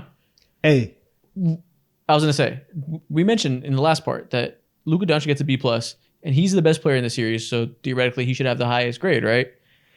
I think Jaylen Brown deserves an A. I think his two-way play has been suffocating to Kyrie Irving in the first 2 games. Not so much tonight. Kyrie got in his bag a little bit, and he also did a really good job making life hard for Luka Doncic when he switched on him, and it's been making him work defensively in a way that is tiring him out, really shining Luka's defensive weaknesses. I don't know how we can't give him an A. What do we possibly lower him for? Nothing. You can't. I mean, Nothing. no, not really, he bro. turned up Like, too. Yeah, two-way demon. Two-way demon is the best way to put it. With the way he's been attacking the rim full force and noticing whenever he has Luka on him, just like doing the simple thing, just going straight at him, and second option after that, just kicking out, and how he's been just blocking shots ferociously left and right, whether it be game 1 on Kyrie or whether it be like game 2, or like, it doesn't matter. His impact is felt on the defensive end, and especially like when he's just attacking the rim and making those clutch plays, especially with the way he was doing in the fourth quarter in game 3. Yeah. Give him an A. He shot over 50% in every single game this series. Oh yeah, He's just been so consistent, yeah. He's been trotting He his got- way he to got that in finals there, for MVP. which is going to be a conversation we're going to have pretty soon because he's making a claim. What? And He's making more than a claim. It's his right now. It's written in pencil right yeah, now. I don't know. Jason Tatum was good tonight too, so we'll see. And there is something to be said of the fact that, Jason Tatum's being the lead playmaker, which is valuable, but Jaylen Brown's role is play off of that attention he gets and make the most of it, be an efficient scorer with the one-on-one coverage you get because it don't embodies Jason Tatum. And he hasn't struggled with that even a little bit. He's rose to the occasion and done better than you could have hoped. Now I'm gonna give it to Jaylen Brown. I think he firmly has Finals MVP right now. Yeah, Jaylen Brown has been helping closing these fourth quarters. If you've been, like the fourth quarter that Jason Tatum had was genuinely atrocious. No one talks about it. No one cares. No one's gonna really like nitpick because they won. Kudos, good job or whatever. But again, like 1 for 7 from the field. Bro. I wasn't Have you trying to lost your say mind? anything Have you because I was lost your trying to mind, be Mo? positive. No one's losing their mind. I'm No, literally you've lost your mind. picking No, out hold on. what No, no one you're right, you're right. has talked about just now. No, you're right. Hold on. I'm not disagreeing with you. He was bad. You've lost your mind if you think people aren't going to nitpick Jason Tatum. We will be talking about this today. No, I'm not tomorrow. talking about people. I'm not talking about people. This is us, 3 of us in this room right now. Yeah. 4 if you're Okay, counting okay. Nikhil. I was kidding. But what were you saying? Yeah, but is there any argument for Jaylen Brown to get less than an A? No, there's not. No, Okay, Mo. no real one. Mr. Mojo, what are you giving Jason Tatum? Me personally, either a B plus or an A. I think might B+. be I think- okay with yeah. a B plus because Why is that? Just the extra passes that he's been making and the rebound and just the overall versatility and just being the best multiple versions of him he could be whenever he's needed the most. Tonight, earlier in the game, being the offensive, using all of his offensive firepower, hitting good 3 after good 3 in the first, second quarter and whatnot. I think he put up like 20 points in the first half, like you said earlier, Donovan. But yeah, no, like the defense, the passing, the constant penetration and just using his pace to set the tone for the Boston Celtics offense, which is what they haven't had or this entire era, is what's also making them feel like unbeatable at times. Yeah. So I'll go B+ with you. I think we can't go A because the lack of efficiency in the first 2 games, that's as important and really impressive every other element of his game was. That's part of it. And an A implies like you're being like as good as you can be in your role. And you could have shot better through 2 games, even though that was fixed tonight. Donovan, as a president of the Jason Tatum Slander Club, Donovan, where are you going? Okay. I don't even think it's the slander club. It's more like a support group. I want Jason Tatum to be great. And I want him to want it for himself. And sometimes the way that he shoots, it gives me the impression that he doesn't really care about that, right? So there's that. I think that is a hilarious way to describe being a hater. I'm giving him I'm giving Jason Tatum a B. I think B? Wow. What's literally the difference between a B and a B+ is like an 84 to an 86. I know. Like, he acted like you said F. Relax. True. No, he shot very poorly through the first 2 games, and then even tonight, he still moved the ball a lot. I think, and maybe it just wasn't as apparent because his shot was falling tonight, and because he was very aggressive early on, looking for his own bucket. But I don't think that his passing tonight was on the same level that it was in game 1 and game 2. And then if we are nitpicking, I guess the only 2 points that I'm taking away from y'all's grade would be the fact that the performance tonight wasn't 100% consistent, and we get to the fourth quarter and there were a lot of missed shots, and Jalen kind of had to pick up the slack there. So those are the small things, but I'm not going to sit here and say Jason Tatum has been a bad basketball player through 3 games. He's had shooting struggles, but he's done a lot of other good things. I think a solid B is fine. I think that's fair. There's, like I said, we talked about it at length last stream. Lots of things to point to that he's done well, despite the immense shooting difficulties. But at the end of the day, you have to score efficiently. It's not everything, and we can, as educated basketball fans, realize it's not about being a box score watcher and just saying, oh, poor shooting equals poor performance. It's not that simple. But it is one of the more important parts of the game, especially as a lead scorer. You shooting well despite tough coverages is part of being a superstar, so it has to be accounted for in some way. Calling someone a box score watcher is like a top tier basketball community slur. It's hilarious. Oh, well, Twitter's full of them. The Jason Tatum discourse has been nothing but box score watchers having a field day. Listen, his opponent, you know what I'm saying, Uncle Drew. Uncle Drew said this game has always been and will always be about getting a bucket. And sometimes Jason Tatum just don't be getting buckets like that, so I give him a B. Ball don't stop ass logic. Gross. I'm sorry. Okay. Derek White. What are we giving Derek White? I pissed him off. Derek White deserves a cool B+. You could I would say that talk to me about an A, but I feel comfortable with a B+. Yeah, it's hard to. I mean, Derek White's just been Derek White, right? Like, he's so Yeah. steady. And obviously, he didn't shoot super well tonight. I can't remember what he shot in the last game either. The whole team didn't shoot well, so he probably didn't shoot great. But he's been Derek White. He had a clutch block as one of the best shot blocking guards we've ever seen. Defense has been great, making all the plays. He's been Derek White. He's been hitting all the bailout threes specifically as well. I remember down the stretch, there was this one play where Drew Holiday, I think it was in the third quarter, actually, Drew Holiday was head down towards the rim, and he threw a pass in the air, midair, and I believe it was with his left hand, threw it out to Derek White, and he cashed it. And that helped the Boston Celtics not absolutely blow the lead that they had. So I'll go ahead and give him a B+. Maybe an A because he's been doing what he's doing. Yeah, I'm going to the same thing. I think Derek White, he had a bad first half, but like he is over and over, Derek White is just timely. He's always going to be in the right place at the right time, especially whenever the game gets tough. Again, he started off 1 for 7 today, ended off the night 4 of 10. So he hit his next 3 shots. They were all threes. It was very, big stuff from him. Or I think 2 of them were threes. So big stuff. He hit a very clutch shot towards the end. I'll go B+ as well. Okay. Drew Holiday. A minus. Yeah, I think it would have been A plus for the first two games. You know, he had that big 26-point second game, went 11 for 14 from the field, 11 rebounds. First game, only 12 points, but really, the first two games was a defensive masterclass. Really shut down Kyrie Irving with the help of Jaylen Brown, Derek White, you know, heavy switching defense. But as a primary assignment, Drew Holiday has made Kyrie Irving's life hell. Tonight, you know, that normalized a little bit, so he's no longer like, oh my God, is he the Finals MVP? But you still can't be upset with his performance in any way. It's been same thing with Derek White. He's been Drew Holiday. Yeah, and even with the stuff, even with how good Kyrie played tonight, he still made Kyrie work for a lot of his shots. Kyrie still had to take some. Had to take some faders, had to take some leaners. Drew Holiday's those two guards, Drew Holiday and Derek White. We can say everything about their games, and at the same time, you can say nothing because at the end of the day, you're just gonna be like, yeah, like that's Derek White, that's Drew Holiday. They're gonna do what they're gonna do, right? They're gonna play good defense. They're not gonna be stupid with the ball.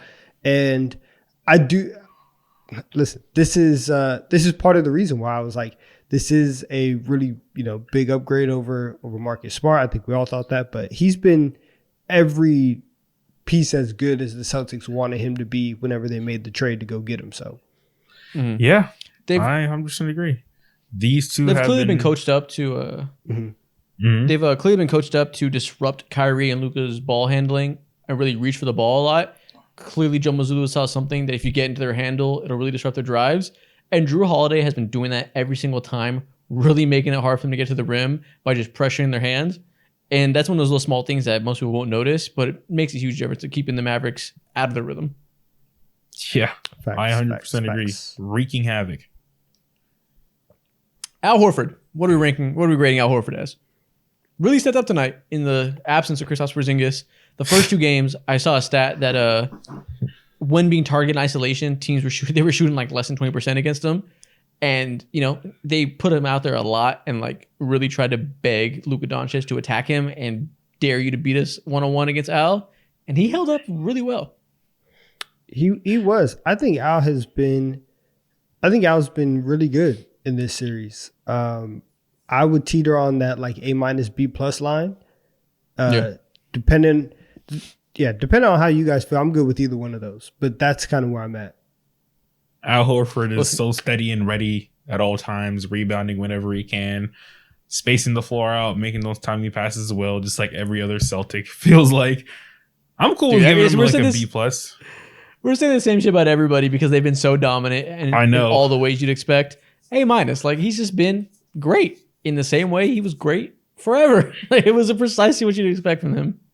This is the most Al Horford series ever.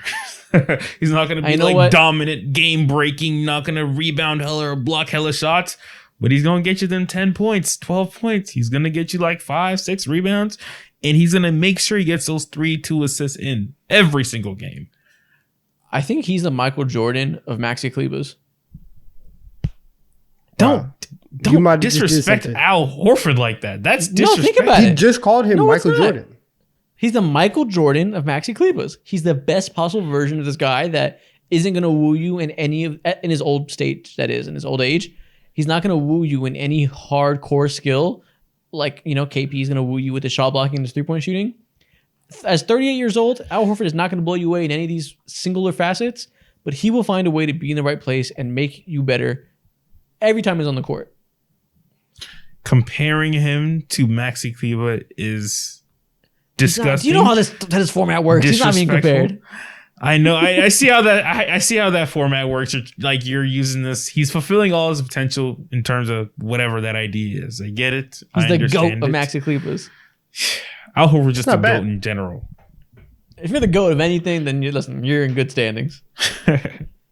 Disgusting. Well, okay. Let's just throw Kristaps Porzingis an A-2. This whole team gets them. They're performing as well as you could possibly hope. Joe Mazzulla gets an A+. Jason Kidd gets what grade does Jason Kidd get? Because he's getting pretty fucking dominated. You said Jason Kidd? Yeah. Now, what can he do? How much of him getting dominated is also his players just suck this series. So yeah. He can't. Yeah, but they didn't suck last series. I don't think his players suck. I think Joe Mazzulla and their game plan is just so much better. Guys got to make shots. I feel like there's a baseline of players having to perform, and then Jason Kidd can have a little bit of. I'm not saying he's perfect or nothing, but you got to give him something to work with, and we've seen a majority of these guys not give Jason Kidd anything that he can look at and be like, okay, I can put you here, I can put you there. It's more just about like, can you do anything? I think the bigger problem is that they can't get shots. Like, it's hard to exaggerate how game breaking it is that they cannot get a corner three off. That the Celtics have successfully completely eliminated that. Like, these guys were talking about PJ, Derek Jones. They just cannot get a shot. The Mavs are taking like 25 threes a game, as Burt mid-sentence. They're taking so few threes. They're not being put in a position to succeed. There's no counters being thrown in that are effective that get them easy shots. They're having to make it work in the toughest possible scenarios.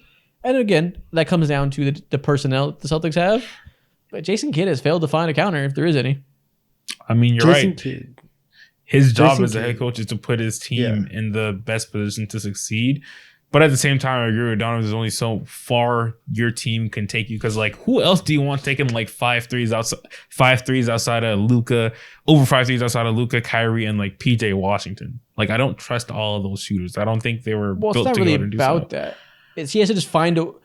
I mean, again, the realistic outcome is probably there's no way to do it. I think they exhaust all options and they're just outmatched personnel wise. But surely some coach out there would have found a really smart offensive counter to produce open shots. I don't know. It's probably not impossible. In Jason Kidd's defense, he watched one game of his team play against the Celtics and was like, yeah, I'm gonna have to play my games on this. Like, I'm gonna have to start something in the press conference. He knew after game one that they did not have any hope, and so I can't really bash him because, again, I don't think that he has. Are you telling me the his requisite biggest talent. counter was saying that Jaylen Brown's the best player on the Celtics? What else? That's What a Hail else? Mary. He had 3 cards to play. He's like, listen, I can either have the Celtics destroyed from within, or I could play Tim Hardaway Jr. Neither of them worked, by the way, but like, he had to do something. So Yeah. And listen, their defense has been good, and that's Jason Kidd's calling card. He's never been an offensive genius. Yeah, I don't know. Let's just give him a D, I guess. There's nothing positive that's happened or changed for this team. So they still haven't cracked 100 points. That's absolutely disgusting. Give him a D. Yeah. All right, well, that's the end of our grades. I think now it's time for Producer Corner. Nikhil's moment is here. That was a producer tag. I'm going to keep that in there. Normally, I was going to edit that out, but that was so good. Nikhil on the That's now we do the transition card after Mo got that off. What's up, y'all? Welcome to Producer Corner. hello. That's what I was expecting. All right. I think you guys have an idea what's about to happen. Let me tell the viewers. I have no idea. You Let's should hear have it. a perfect understanding of what's about to happen. So, Okay. we're about to find out who is king of the crayon eaters. All right. Okay. What does that mean? We're going to test each other and see. And this is like a complete, like 100% accurate evaluation. We're going to see who knows the most about each other. Okay. Okay. You guys ready to see that? All right. Yeah. I guess so. You're going to need All to I get your know is phones you out. asked me 2 questions. I'm going to need my phone. You're going to need your phone. We're okay. going new school with this. Oh, shit. What is this? What the this fuck? is Are we playing Kahoot? Yes, we're playing off-brand Kahoot as soon as this thing starts up. You couldn't afford regular Kahoot? Does it cost money? No, this one's better because regular Kahoot has a premium now, which is kind of crazy. Oh, what? They don't put a paywall on my childhood. RP. What's going on? I ain't gonna lie, I might lose this bitch because I don't talk to Isaac or Donovan unless I'm fucking recording videos. It's not true. I know. Just lying. You're gonna make them think you hate us. Creating narratives. We're in constant communication. Blatantly false. They have my location. Pain. All right, here we go. There we go. Yeah, that's good. There we go. Go to play.booklet.com. Okay. Play.booklet. Book it. Look I know the question. Look it. Oh, look it. Yeah, I can't see. I'll send L this to you. typer. Bockley bit bookies. Let's see. Come on now. I'm excited for this.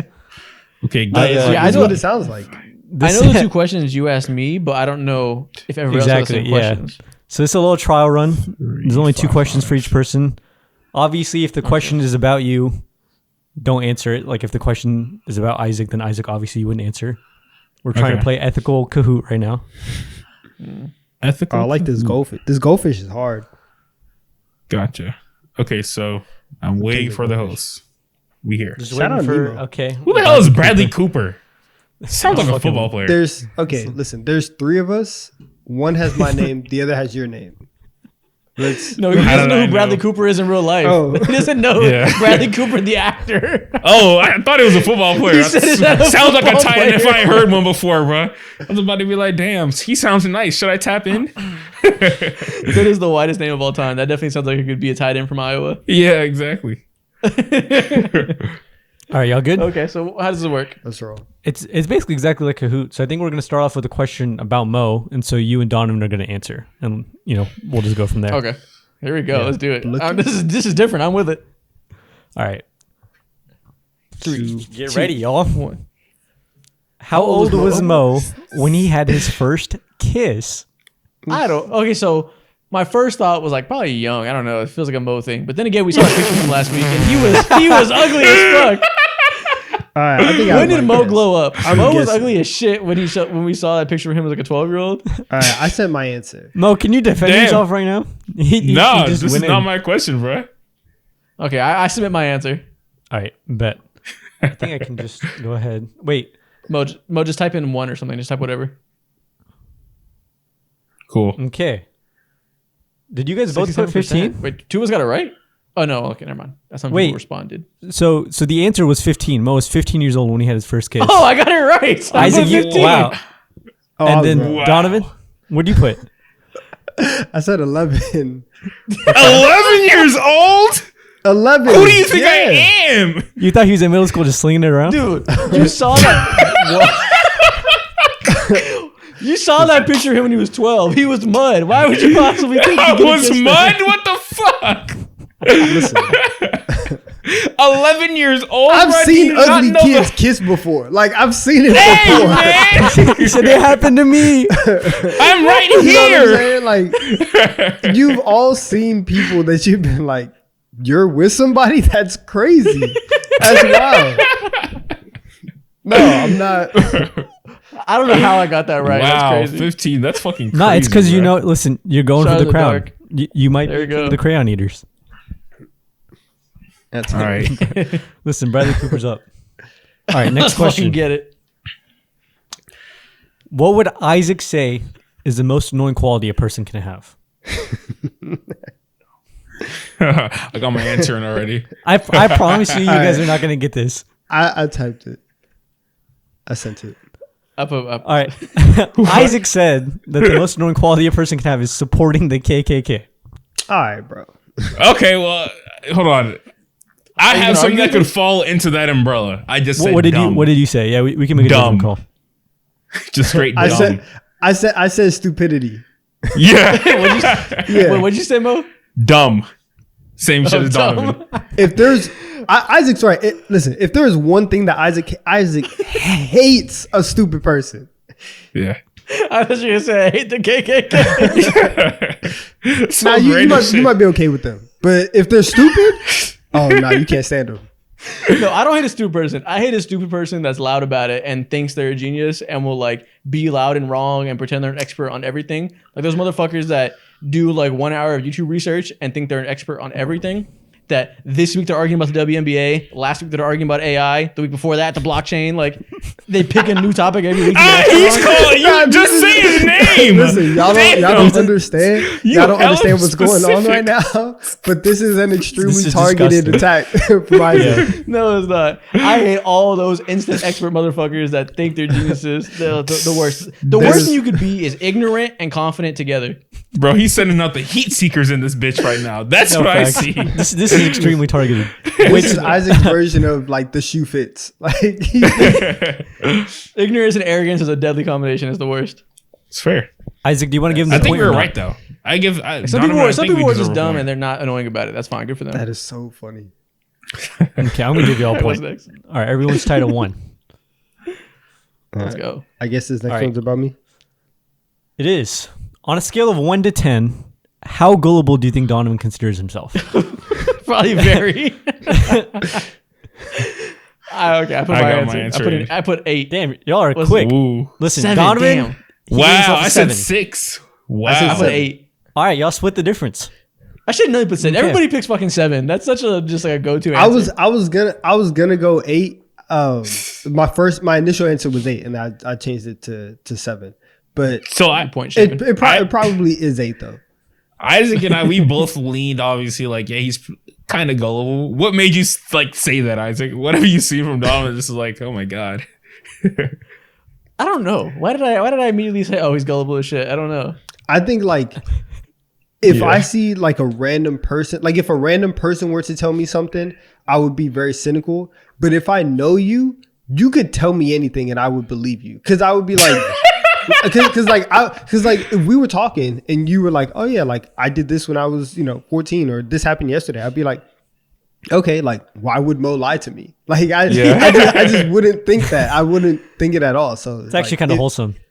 I guess that's what I said. That's why I thought that, because I'm the opposite. I'm very like, be for real. Like I'm very questioning of everything, and I feel like you're the opposite. So I immediately was like, oh, he's not me. He's Yeah. Yeah. Okay, what's the next one? All right, we're snake drafting. Back to Donovan.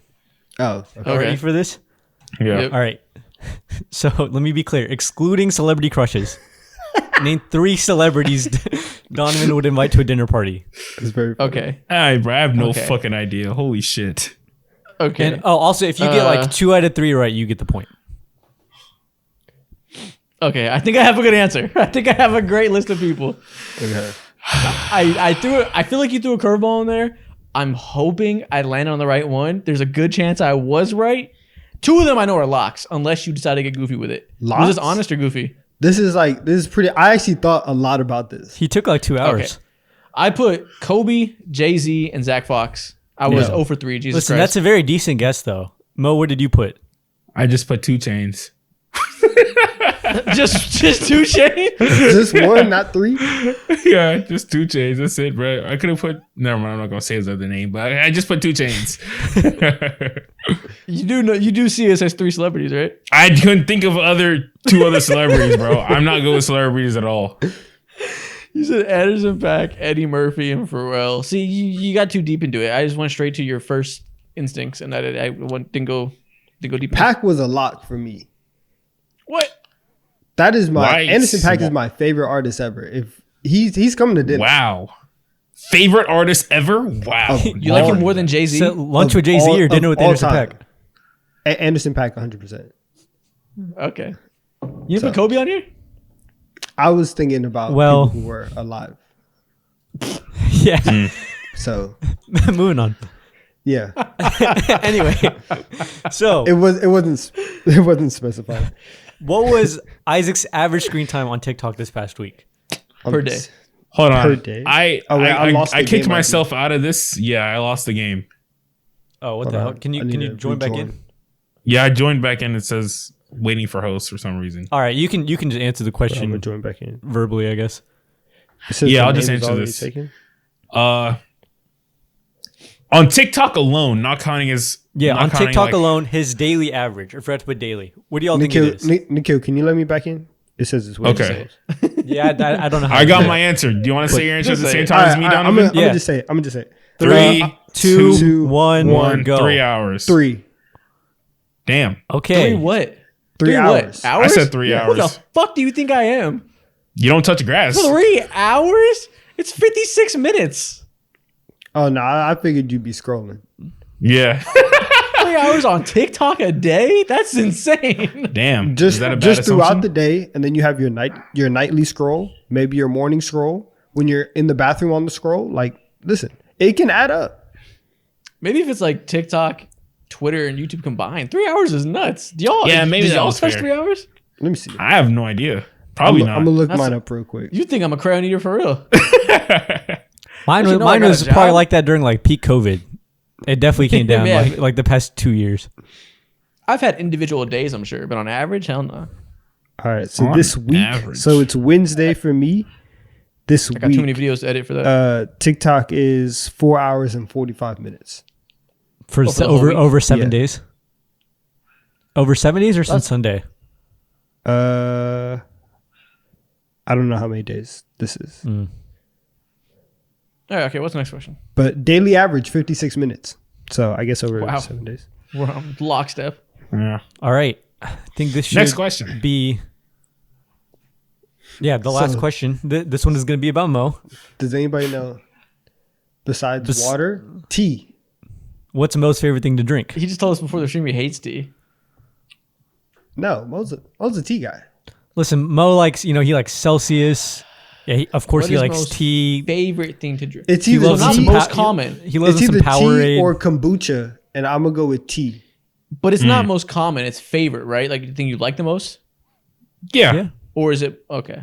All right, You like a lot of Mio. You love flavored water. Does that count or is that not I'm locking besides in water? tea. I'm like locking in Coke tea. Zero. Diet Coke. Mo loves those drinks from what is it? 7-Eleven. The Slurpees. Slushies? Oh, yeah, Nah. Slurpees. That's hilarious. No. I'm gonna say Diet Coke. Maybe you put Mio. You fucking love you some flavored water for some That's reason. not a bad assumption. That's not a bad assumption at all. I'll say Diet Coke though, because you're always about the fucking macros, so you spam Diet Cokes. Wow. John, you got a guess? I wish that was right. Damn. I would say Domino's probably right. I said hibiscus. Anything with hibiscus in it for real. And hibiscus. Oh, well, I have you're- hibiscus tea, which is like You're right a there. fucking fraud. Yeah, But his Right answer before was this stream, yeah. right before this stream, y'all, we had a conversation about tea, and this motherfucker was like, "I actually hate the flavor of tea," and we were like, "But you drink it all the time." And he's like, "Yeah, but I hate it." And now you're gonna tell me it's your favorite thing to drink? Nah, he loves it. He loves it. It depends on the flavor. You didn't ask like for specifics. That tea that I had that day or the last tea. You just drinking told something me I you had, hate it tea. was Like, ass. you definitely got play. He definitely tried to play you, but no, yeah, he's a tea guy. What a fraud! I'm a tea Unbelievable. guy for sure. I would have said tea too if you didn't just slide in the information before the pod started. You knew what was coming up. You're cheating. I do what I do, and I still fucking lost. Damn. Yeah, I wasn't keeping score, but I think Am I the only Isaac was King Crayon, guys, for this week. I think I'm the only one that got a question right. What do you mean? We both had I- 6 points. But did you get one right? Were you answering your own question though? I got the tea right. No, he did have a point. I did. Oh, I yeah, did you have got a tea right, you single got tea right, point. you're right. No, Maybe said- Donovan wait. actually. Maybe Oh, Donovan okay. actually led. He probably has 8 because there was 2 points that didn't count because he got logged out. So Donovan actually won. Don Juan, yeah, he got T right. He clutched up at the end. Only one I got right was 50. Donovan. Yeah. King King Crayon. Crayon. Love it. Dummy. And this is the end of Producer Corner. Oh, I like On to this. TikTok time. I like this. We have to run this back. Welcome to TikTok time. Once again, we are starting with the draft, a special draft that's hopefully going to be the new norm if you guys like it. The one where we have $15 budget and we have this graph you see on screen to pick our players from. But before we get to that, I'm going to go ahead and do what we did at the top of the show because I know a lot of you guys jump straight to TikTok time. And those of you who do that are what we like to call Crayon Eaters. So if you didn't watch the beginning of the episode, we have something for you, Crayon Eater merch. You see, I got it on right here. Got the crew neck. We got some t-shirts. We got the hoodie that Mo's wearing, which is the t-shirt version of this. Fresh. All pack. kinds of things for you guys. Yeah, fresh pack right there. We got the pizza shirt. We got the fresh pack hoodie. We got this. We got some hats.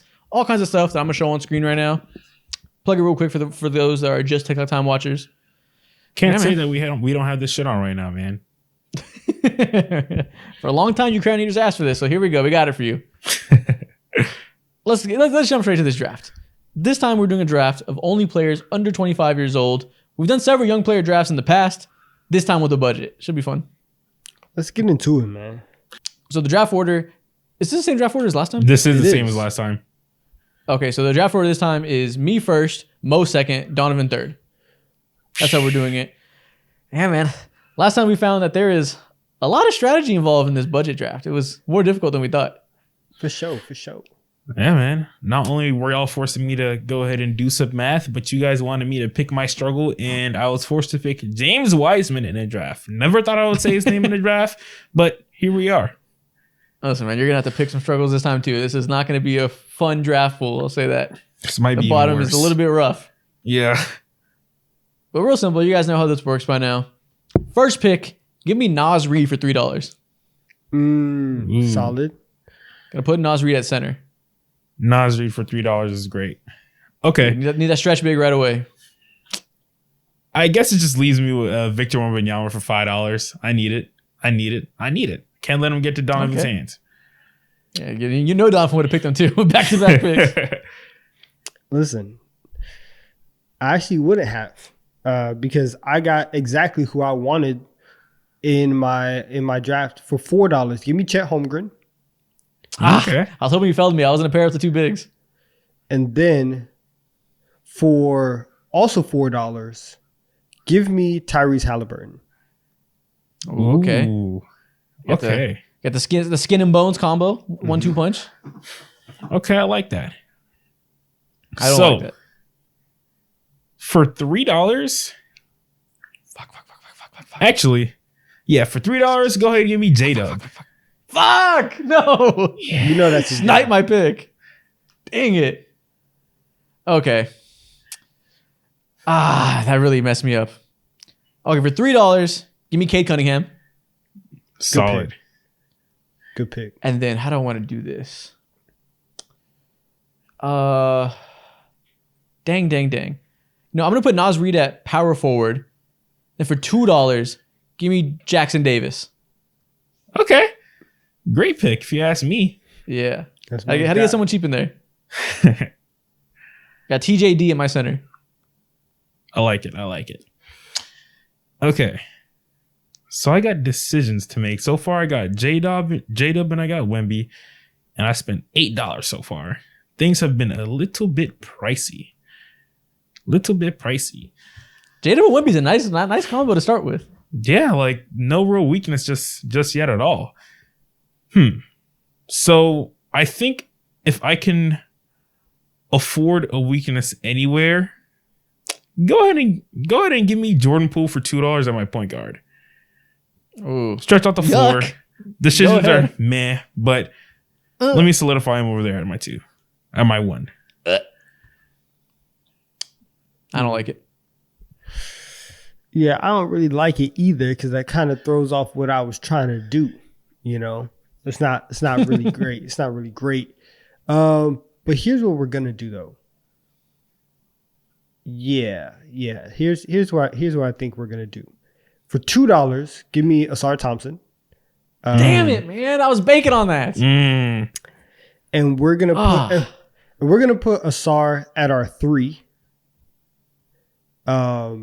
And so that gives me $10, $5 to spend. And that is because with my $3, do I want to do this? No, you don't. You don't. I actually don't think I want to, but I kind of just want to mess with you guys at this point because I realized that my team is not going to be as good as it's going to be. So for $3, yeah, give me Herb Jones. Oh my God, I knew it was coming. You just I was definitely gonna kamikaze pick me, him. man. Fuck. These drafts get so difficult. Yep, he knew what he was doing. He already lost. He saw the writing on the wall. He's like, how can I best disrupt these two guys? Shit. 100%. 100%. Damn. All right. Listen, Tyrese Halliburton, you're going to have to score 35 points a game. Spacing is But nasty. you won't have over to there. guard anybody because we'll have Herb Jones and Asar Thompson. It's okay. Mo, you got Jordan Poole.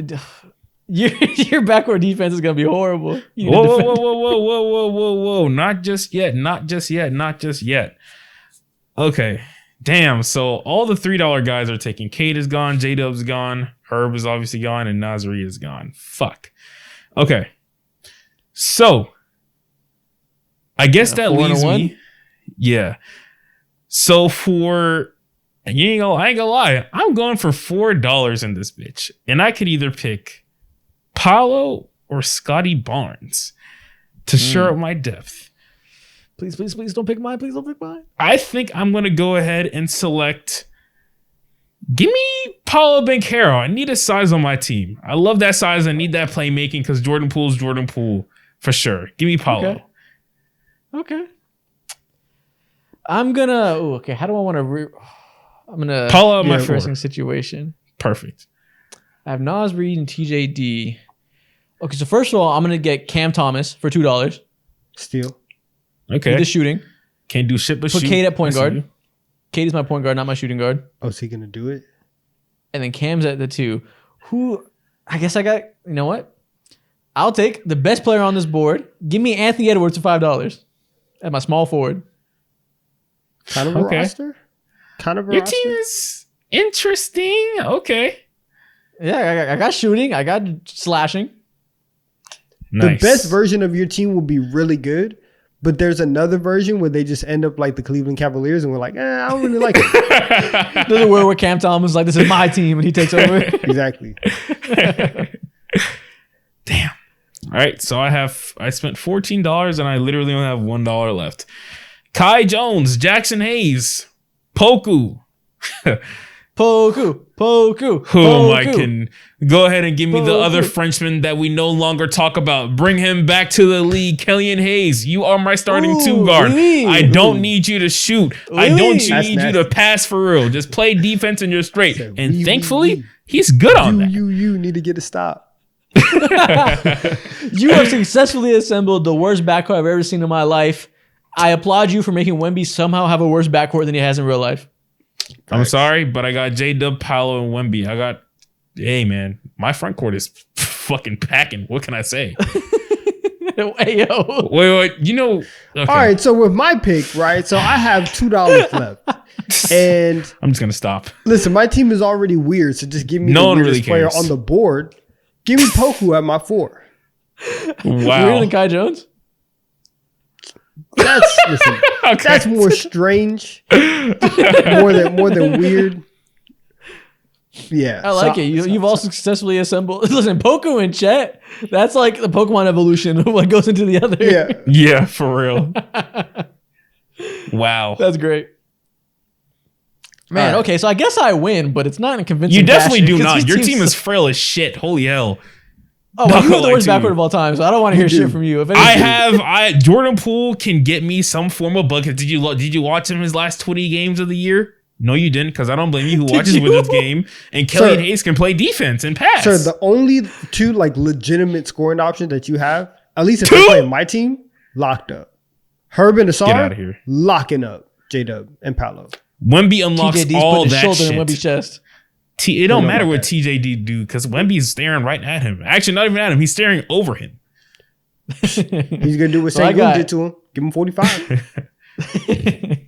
I got Cade Cunningham, Cam Thomas, Anthony Edwards, Nas Reed, and Trace Jackson Davis. All of our backcourts are ass. I got Jordan Poole, Kellyan Hayes. Who's all different y'all? I type got of Cade ass. Cunningham. I I got have Tyrese J-Dub, Halliburton. Paulo Banchero, and I got Wemby. I really the got best- Cade and Ant. My backcourt is elite. Okay, I have the best 4 and 5. No. Those You positions have Cade and matter the Cam. If most. you put Cam Thomas at your 3, come on now.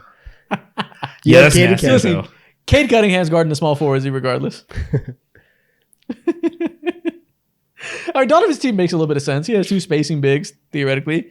Asar can be in the dunker spot. The idea, the idea of my team, especially if Herb is knocking him down, we can get somewhere, right? We need Yeah. Herb. We need Herb to take the same leap that Mikal Bridges took, right? It's a lot of faith Yeah. that we're putting into him. But on my team, with If- my coaching staff, we can make it happen. If Poku was like a real NBA player, like if he could be like half of prime Davis Bertans, then you'd be cooking. Like if Poku was a player and not an abstract idea, not a concept, then you'd be cooking. What do you want me to Ew. do? Take Jackson Davis? I mean, Jackson Hayes? No, I mean, I listen. I didn't say you made the wrong choice. There's a lot of bad choices available to you. Hell I no. made the best of what I could do. Yeah, I guess. No, listen, your team. I see the vision of your team. Your team isn't bad. If we get past Again. the Asar and Poku issue, Again, one more Pokemon evolution, and we're cooking with this team.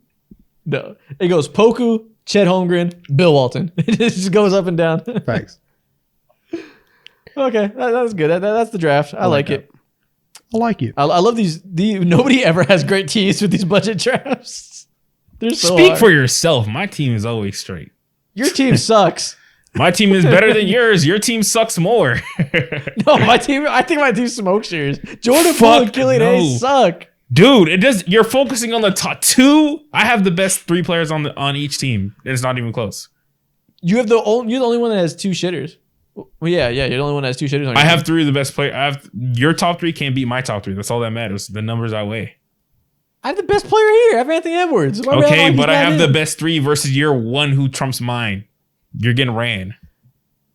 Look, Cade's almost as good as J-Dub. Get out of here. No, he's not.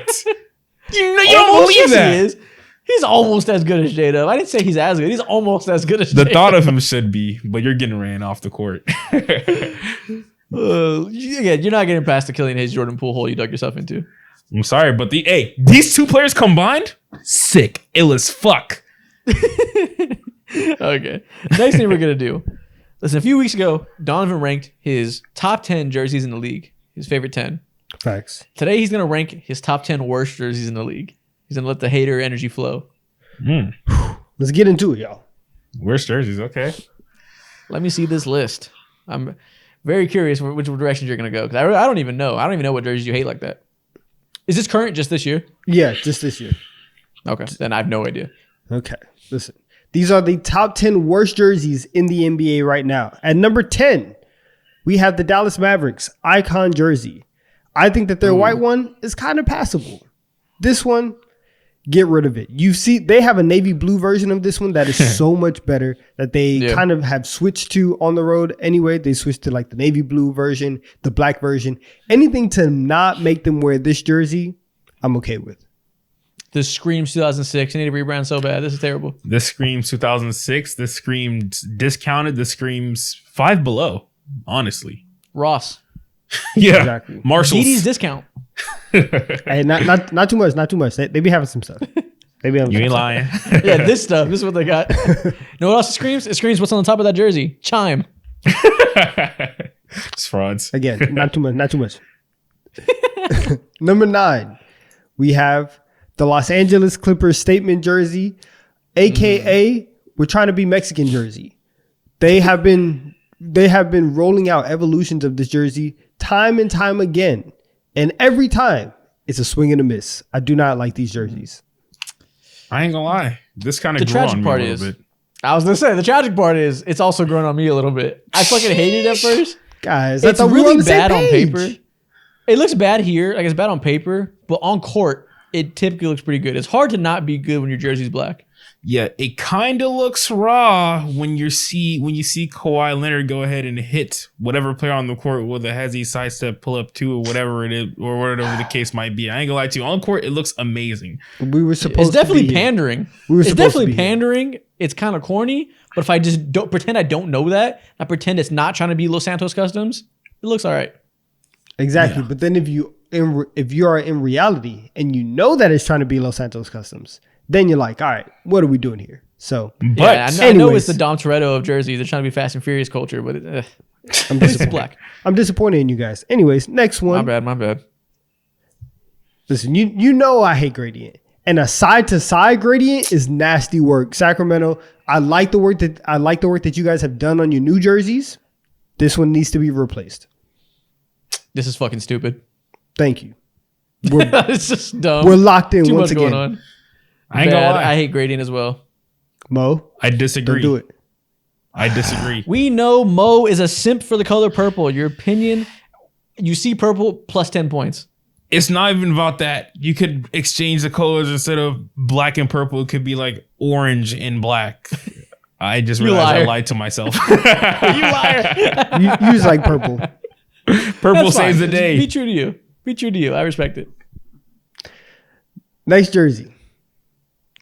These Cleveland Cavaliers jerseys. You hater. I love these. These suck. These I love are them. practice jerseys, right? Now the white one's kind of cool because you have the little basket logo with the V. That's fine. These are so boring. They're so Yeah. boring, and ain't gonna lie. I just can't rock with them. Yeah, these They guys don't look even like have an soccer advertisement jerseys. on them. They look like soccer jerseys. They look like something that Mbappe would be fucking wearing. To be honest, I like it though. I like them. Sometimes simplicity works. It looks good on court. It looks good on body. The blockiness works. I think it's fine. No. It's good. It's good colors. The wine color looks good. I am pro Cavs jerseys. It's nice. It's simple. It perfectly describes the city of Cleveland. Just there. I thought we were You like locked one in in. Cleveland? Anyways, next one. Next jersey. Listen. Ooh. Listen. This What number is this? This is number 6. Oh, that's way This should too have been high. number 1. You have 5 jerseys worse than this? This shit is atrocious. I promise you, there's worse. Right now, this Dungeons and Dragons jersey, it is very bad. Right. That's actually all I have to say about it. It's just very bad. So I needed to kick off my top 5. So This Stratego cover. Ugh. House Yeah. of Dragons jersey. Ugh. yeah, I Get it out don't of my know what face. it is. It's just not a good jersey. I don't know why this even relates to DC. I mean, I'm in Mo? the streets of DC every day, bro. Like, I haven't seen one dragon yet. I haven't seen anything gothic about. Like, I haven't seen anything, bro. It makes no sense to me whatsoever. You haven't seen a knight? No, if you wear this jersey, you are vehemently against haircuts. That's one thing I will say for sure. It makes no sense. All right. Everything about this jersey pisses me off. What is up with this like dotted gradient on the collar and sides? It's so fucking dumb. Listen, it's the Wizards being the Wizards. They had the So- chance to be on the same level of bad as the Los Angeles Clippers with the jersey that we saw a couple minutes ago, but they just completely take it away. What is this random ass red stripe that I see across the 33 or right under Bro, the I don't know. 33? And it cuts into the number as well. Yeah. Yeah. They had no idea what they were doing. No fundamentals. That must be an Graphic error. design is not their passion. That has to be an error. Like, that can't be real. But at the same time, listen, the perfect jersey for the Jordan Poole era. So I have to give him props for that. So this is number 5 on my list. Number 4 on my list, it's the Heat Culture jersey.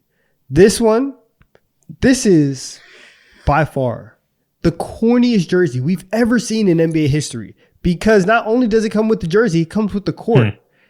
This Fort Minor court that says we are stronger and tougher and more resilient, and we just want it more. All of it. Do you not like is- positive affirmations? Stop it. Stop it. There's so many letters on this jersey Stop and they're that. placed so stupidly. Why is culture massive? Why is Heat centered and tiny? Why is it 22 so to the side and up high? It's all just jumbled and shitty and nothing is going well for it. The Heat real culture issue is that cool. Heat culture is cool if we're talking about it on Twitter or something. The moment you lean into it, it's over. It's corny. yeah, the bigger issue is like there's no consistency in the font as well. Like, everything is completely different from the other. You got that big old white Heat logo on the shorts. Why is that there? It's just doing so much while also Just- doing nothing. Exactly. No unity whatsoever. All right. Like, what's the redeeming quality of this jersey? I can't even say it's cool because it's black. It's not even cool. It I just, mean, like, red No, and it's a black bad looks cool jersey. together. That's it. It's a bad jersey. man. This is a Come on, clearance what a jersey shame. for sure. All right. Well, so this is actually kicking off the top 5. Now we're going to go to number 4, this Nets jersey. I understand that I'm going to get a lot of hate. I know some people You have will. really grown to like these jerseys. The teenagers love it. I understand. And guess what? When you grow up and you've seen some stuff and you become wiser, you will understand that this too is a bad jersey. This is a Blues Clues jersey. This should not be the jersey for a professional team. They're However, gonna unk you out of the paint. You're I done. don't You're unked now. care. I do not care. I Once ain't again, gonna Get lie. unked on. Unked on. Confession hour. This shit has grown on me, and I It's grown on see me the too. vision. Fuck, are we crayon eaters I can't or stand what? y'all. I can't stand. y'all. I don't know. I'm what's no going better on than the with me. average 15-year-old. I think it looks cool. I'm not gonna lie. It looks can't interesting. stand It looks interesting. I like how It's the busy. but it's cool though. It's swaggy. It's flowy. Would you The ever colors wear are this too outside the loud. house? Yeah. What? Yeah, if I was a Nets fan, I wouldn't be. It's not awful. The colors. Okay, are if good. you're one It's- of like the 20 people in the world, right, who have to support this team, then like, yeah, you can wear the jersey. But like, if you're a regular person, no, you're not wearing this. it's a swing and a hit. I think it's something. I want city jerseys to do something unique. Sometimes it's gonna miss. Sometimes it's gonna hit. And I think this one is a hit. Now it's not a home run. It's a foul It's ball. a single to first base. It's keeping the chains moving, but it works. It's a foul ball. You made contact, but I don't think you landed in the field of play. So, Call this Blues Clues. I'm the number one fan of Blues Clues. I'll die with it. all right, I can't stand y'all. Next one, the Utah Jazz. This wouldn't be a bad jersey list if we weren't getting hate off on the Utah Jazz, especially because these jerseys are going to go away in about a year or so. So this actually is a tandem, because the next one that we are going to is also a Utah Jazz jersey. Both of these. This The one's entire definitely worse. rebrand Lame is as awful. hell. This This so is bad. just offensive. This looks like a Nike campaign for a team that doesn't really exist. This is so atrocious. They tried to do what the Cleveland Cavs did. They tried to be all simplistic, but then they were like, we're going to be simple and then bright and just blind you with our highlighter. Come on, Not guys. gonna lie. You are If not, you you're wear not this Oregon. jersey- There's one team that can pull off neon and highlighter, and that's the Oregon Ducks. And if you are not Facts. them, stay away. Facts. You are not Chip Kelly. If You are not wear Marcus this Mariota jersey- in 2015. You are not them. You are not Oh my DeAnthony God. Thomas. I was about to say that. He said Marcus Mariota. You just took me back to some times. Exactly. They don't know about DeAnthony Thomas.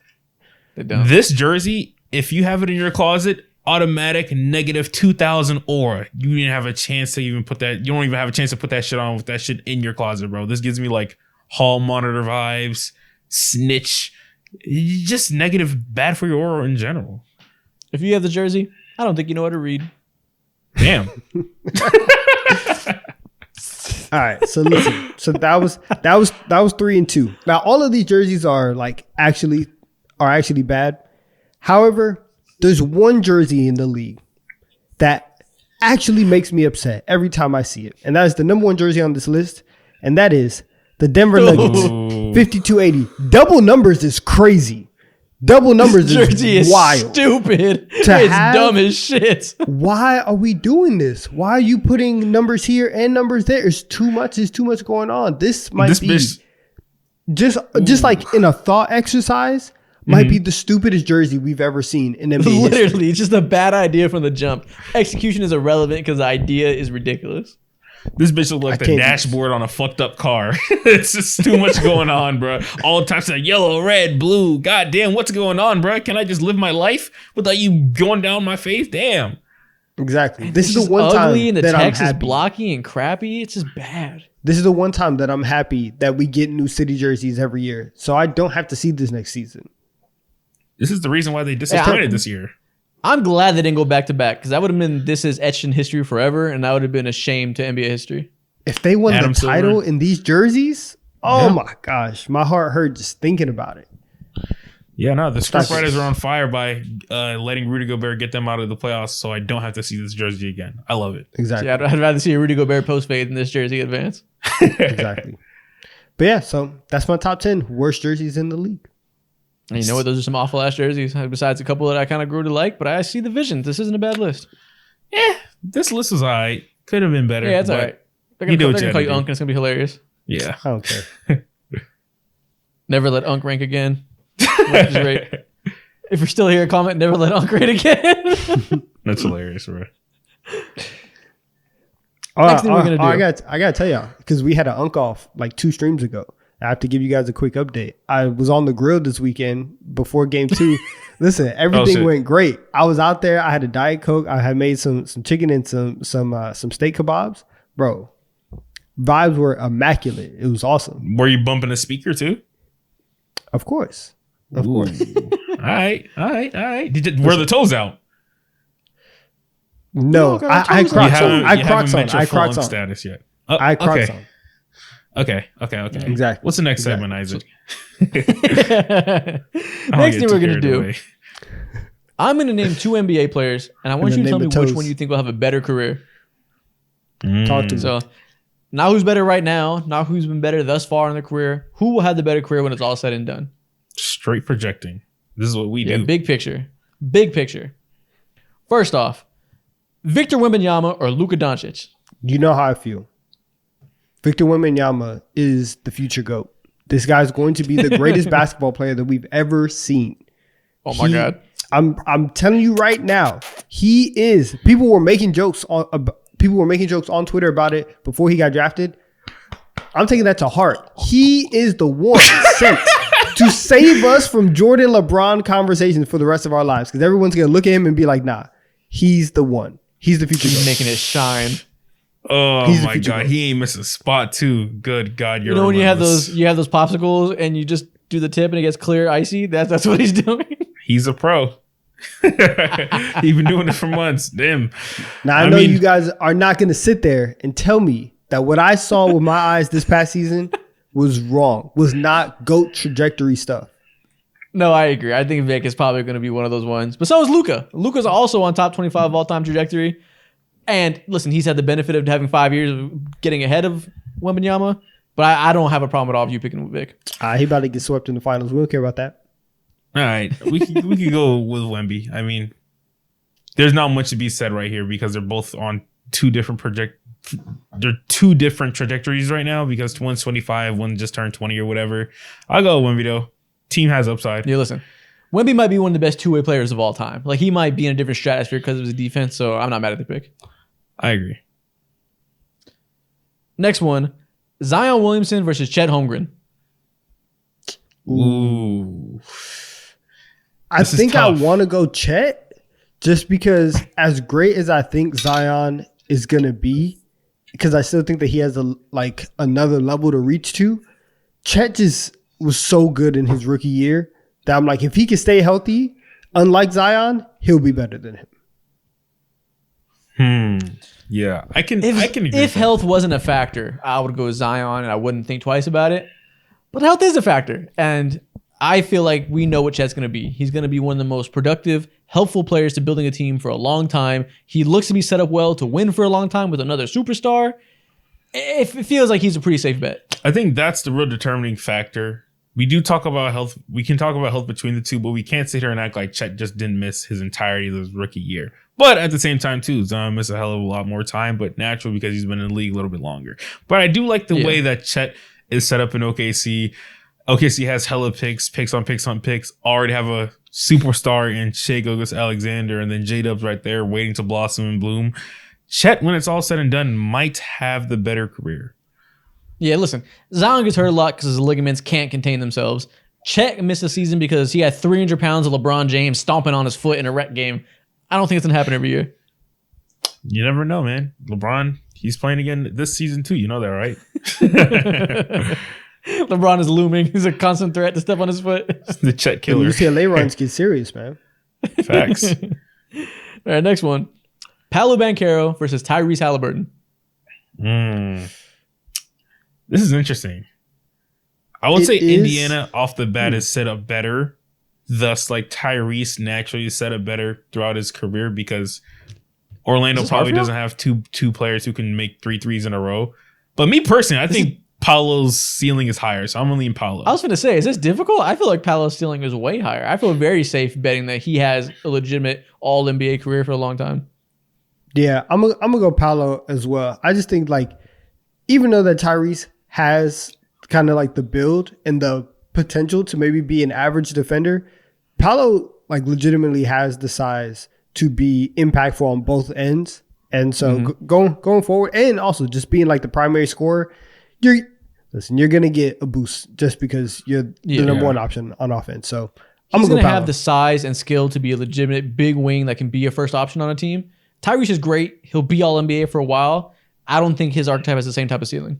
Facts. Yeah, exactly. There's only so far that you can go with being a pass first type player, which he's shown consistently through the season. And with Paulo, someone who can do a better job of balancing both while also being a legit unstoppable force, which Tyrese is clearly not. Paulo's clearly it's no criticism of the Tyrese. answer. Paolo just has that high of a ceiling. exactly.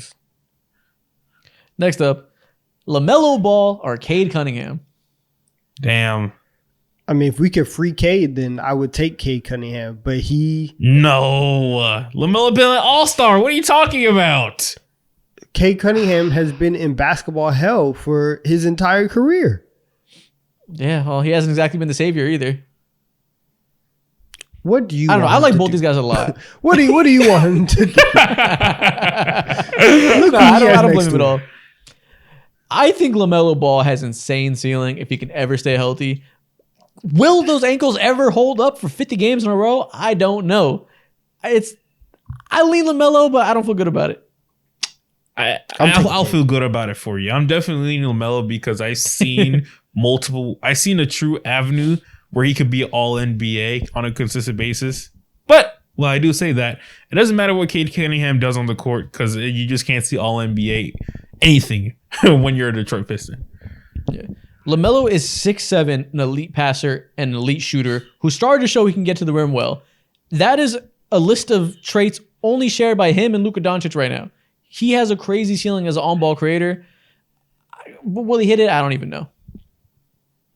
Again, free Cade. Free Cade. No, Cade's gonna be great too. I think Cade should be in for a big year next year. Free I Cade agree. to the backwards. Trae Young versus De'Aaron Fox. Trae Young's Listen, cooler. I like everything that De'Aaron Fox has done in his career. I like the growth that he has shown. I'm still taking Trae Young. Trae Young's going down in NBA history right, when it bro. comes to just All right. like no, he quite literally is. Look at the assist. What do you mean? What record is De'Aaron Fox breaking? He's not putting up 25 and 12 on a consistent basis like Trae Young is. Now neither of these guys are set to win a records are you championship. speaking Listen, of? you call me a pro. You are teaching people how to do it. You're a professor. You're reaching around and doing something special with it. Did I lie Oh one my bit God, yet? That's crazy. That's crazy. Did I lie though? No, I didn't. Yes. What the fuck do you mean he's going down in history? He's literally going down in history. Man, my parents be watching He is quite literally one of the best deep shooters that we've seen in history, while crazy. also distributing the ball. De'Aaron Fox is neither of that. What is historical about it? You're saying sorry, you're breaking records. What are you talking about? Points and assists. What do you mean? That's what I'm talking What about. did you mean? What points and assist record does he have? Would you still feel this way about him after he leaves you? Trae Young can never do no wrong in my eyes. What do you mean? He will never leave I me. think it's also Trae Young, but you're making me really want to pick De'Aaron Fox. No, you keep on talking about what records. Simple as this: points and assists, getting a bucket and also getting an These are assist. records, Same they're things traits. that James Harden does. Same things that LeBron has done in the past, and Luka Doncic is currently doing too. Trae Young is under that same umbrella. All right, congratulations. He's a Prize Picks Hall of Famer. Like, then Hall of Fame Gawker. This is crazy. Hey man, Next sorry, up. De'Aaron Fox. Next one we got Scotty Barnes or Tyrese Maxey. I like Tyrese Maxey more, so I'm going with him. I'm sorry. Tyrese Maxey took a leap scoring wise this season and got to the point where I legitimately think that he can be a very impactful 2 on a like championship level team. And I think that he still has ways to grow in areas that I just don't think that Scotty is ever going to be impactful in that way. And so, yeah, this is a scoring bias, but I'm going to take Tyrese on that. I think Scotty Barnes has so many more levels to get to. I think we're just scratching the surface how good he can be. I think with that type of frame, passing ability, misspoke for a second. That type of frame, passing ability, defensive ability, the ceiling that gives you with that size, I think is next level. I can agree to that for sure, but I might lean towards Tyrese Maxey because what if Scotty Barnes is just like miscasted and like misplaced? What if he's just like a slightly more talented Aaron Gordon? I have no reason to believe that. He's an all-star. I mean, Aaron Gordon was pretty good too. He wasn't an all-star good, but he was pretty good too as a young player. Exactly. Was He Aaron wasn't an Gordon all-star. No, not really. Not he Exactly. was never. Aaron Gordon was He was never good. even half as good as Scotty Barnes was this year. Wow, you're basically calling Aaron Gordon a bum at that point. As a first option, of course he's a bum as a first option. There's a reason he got traded to where he got traded I'm to. about to look this up. Shout out Aaron Gordon, fantastic role player. Scotty Barnes is not in those conversations. Listen, you respect Aaron Gordon because he was 23rd in most improved player voting in 2017, 2018. 23rd? Damn, I didn't even know they You don't counted that disrespect far. What that does man. that mean? You don't Did he get disrespect like 1 or that 2 man. votes? I don't know. On Basketball Reference, it just says awards MIP-23. So I ain't yeah, gonna lie. If he I was probably a got, player, like, I would one vote. I would not want that written down on my resume at all. Like that would. What are we doing at that He point? got bro? that means he got 1 third place vote by some random Magic voter. 2 points won That's hilarious. I'm leaning Tyrese for Aaron Maxey. Gordon. That year though, All right, next, he was going kind of crazy. 17 and 8. Kind of nice. whatever.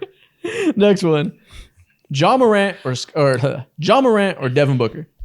It's pretty easily John Morant. Easily? Yeah, he's younger.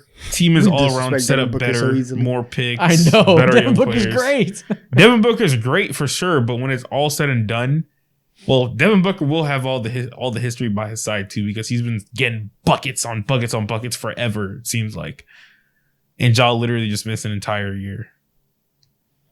I can go with John Morant. He has a great team that's set up to succeed for a while. He's a game-breaking player that can be a first option, create for others.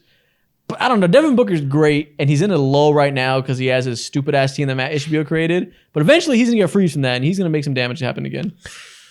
Sadly, eventually he's not now, and that's why John Morant is gonna have the better career. I'll go with Ja. Yeah, I think I'll go with Ja. Just because the ceiling of Ja at his best, like we've seen it, and we've seen that like whenever he's on that team, instantly they start winning. So I'm gonna go with Ja Morant. One of the few players that's extremely hyped because of highlight watchers, but it also matches the productivity. 100%. I miss John Morant, man. Next Same. up, Donovan Mitchell or Damian Lillard. Well, I mean, listen, this one really just comes down to who's gonna grow a bigger beard, and like if Donovan Mitchell can get his size to connect like Damian Lillard's, and maybe get a little bit more hair, he can accomplish the same things that Damian Lillard did. So I'm gonna go with D Mitch. Wow. It's easy to slander Damian Lillard coming off the year he's coming off of, but he's had a great career for a long time. No, With some really high highs. He really has. It's probably Dame, because I don't think that D Mitch is ever gonna go down in history as like a top 3 whatever. Whereas like Dame, you can legitimately look at him and where he shoots from, how he shoots, and like the shot diet that he gets, and say like this might be a top like 5 shooter of all time.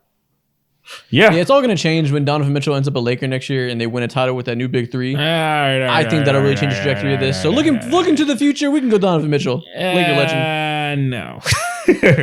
Man, you are something else right now. Holy shit. You're daydreaming like a mug. Don't And try to I'll one up blame me you with too. what we said earlier.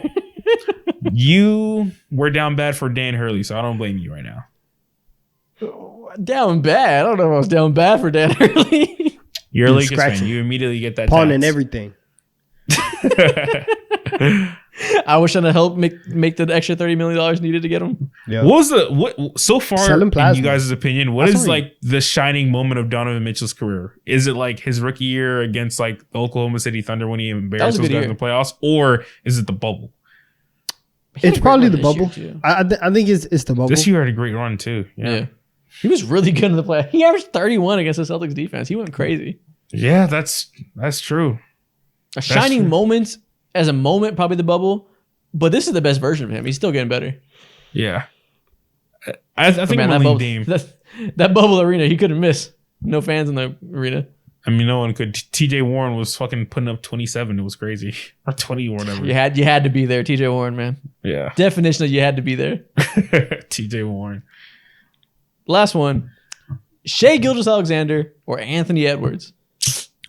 Ooh. Think Listen, carefully. Both gonna have great careers. Whole lot of ore on one screen. There's a lot going yeah. on right now. Damn. I don't know which one to pick because Shea obviously has a team perfectly set up, and Anthony Edwards has seen so much success already as a 22, 23-year-old, made it to the Western Conference Finals. I might lean towards Shea because he was second or third in MVP voting, and Anthony Edwards is just not there yet from what we can see. But this So is I a better might lean career. Shea. This is projecting. I think Ant has a lot of improvement left still. Right now, Shea's better, but I could see a world where Ant peaks with a higher ceiling. They both have the skill sets to win at the highest level. It's just who gets it done. But I think when they're primes, I think Ant will be the better player, so I'll go with him. As an individual, I guess so, because the 3-point shooting and the athleticism is the difference. Ant definitely has the potential. Shea's 35-5 right now and already a good defender. So I think I'm gonna go Shea. Yeah, you can't go wrong. It's going to be close. Especially because Shea's game might age a little bit better just because it's not as based on athleticism as Ant's. Yeah, He but might- his Adidas commercials are way better than Shea Skims commercials. When is Shea going to be Fair. calling out Cam and Mace? Those are your guys, Donovan. Why are they my guys? You know why they're your guys. All right, bro. Next. What's the implication here? I don't know. You like their podcast. What do you mean? Simple as that. Do All we right, have, well- do we have to start beef with Cam and Mace? No, God, no. hell no. Hell no. Next thing. So that's We're crazy. gonna play 20 questions, but we're gonna play 10 questions. Hey, yo, that's wild. So you guys. We're gonna play this, T3 staple 20 questions, where I think of an NBA player and you guys have 20 questions to guess who it is. But we're gonna make it more difficult today. You have 10 questions to think of the player I'm thinking of. So Oh my gosh. y'all better get in your bag. I need to hear smart, quick answers. You gotta be effective. Whew. All right. Let's do it. 10 questions. How difficult do I want to make this for you? Oh my gosh. You just finna play around. This is It's finna gonna be be stupid. I'm trying to find a good balance here. Okay, I got my player. Y'all got 10 questions to guess the NBA player I'm thinking of. Okay. Ooh. Has this player ever been an all-star? He is not. Okay. Donovan, should I ask if this is current or not? Hopefully he would go current. I think he's gonna go current, so I don't think I need to ask this question. Okay, so he hasn't been an all-star. Does this player play in the Eastern Conference? He does. Okay. Hasn't been an all-star. He plays in the East. Was this player ever actually not. Was this player ever a champion? He was. Ooh, he won a championship. Okay. Now we have to now we have to Champions in like the East. we have to figure out what the time period is that they won the championship in. It could either be 2019 Toronto Raptors or 2021 the Milwaukee Bucks. And then you those asked, Cavs years. does he play in the Eastern Conference now? Oh, gotcha. That isn't throwing you a bone here. That is of little relevance. Huh. Okay. Okay, but So- again, never been an all-star though. Okay, interesting. So he's So been that's a what champion. I'm point saying. blank We have to narrow down what year the championship came in. Oh, gotcha. Okay, yeah. Ask that question.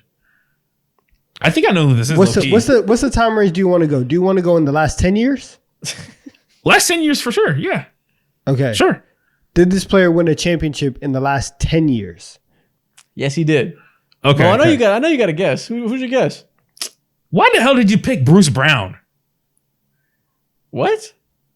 Is not Bruce Brown? No, it's not Bruce Brown. Fuck! Damn! I was so confident. You were so confident. You shifted the format of the question to imply a certainty. Get out of here. Okay. Too much dip on your chip. All right. All right, let's get Does into the the team that this player plays on right now, did they make the playoffs? Not including the play-in. Did they make 1 through 8 playoffs this year? Fuck no. Ooh. All right, cool. Oh, wait. Please Oh, I have another shot in the dark. go. I But bet it's a let me miss. ask this singular question. Is this player a guard? no. Interesting. You got 3 questions left. You better not waste them. I know we really have 2 because we have a final guess. Yeah. So this is gonna be awful. He's not a guard. And his team did not make Think the playoffs. carefully.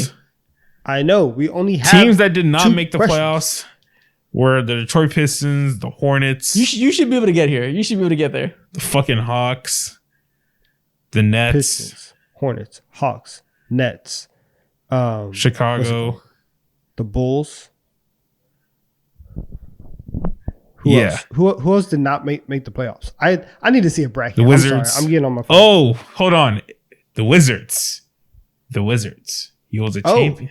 Wait, but no. Wait, don't go there. Don't go there because I'm not going to shoot. because it's not a guard.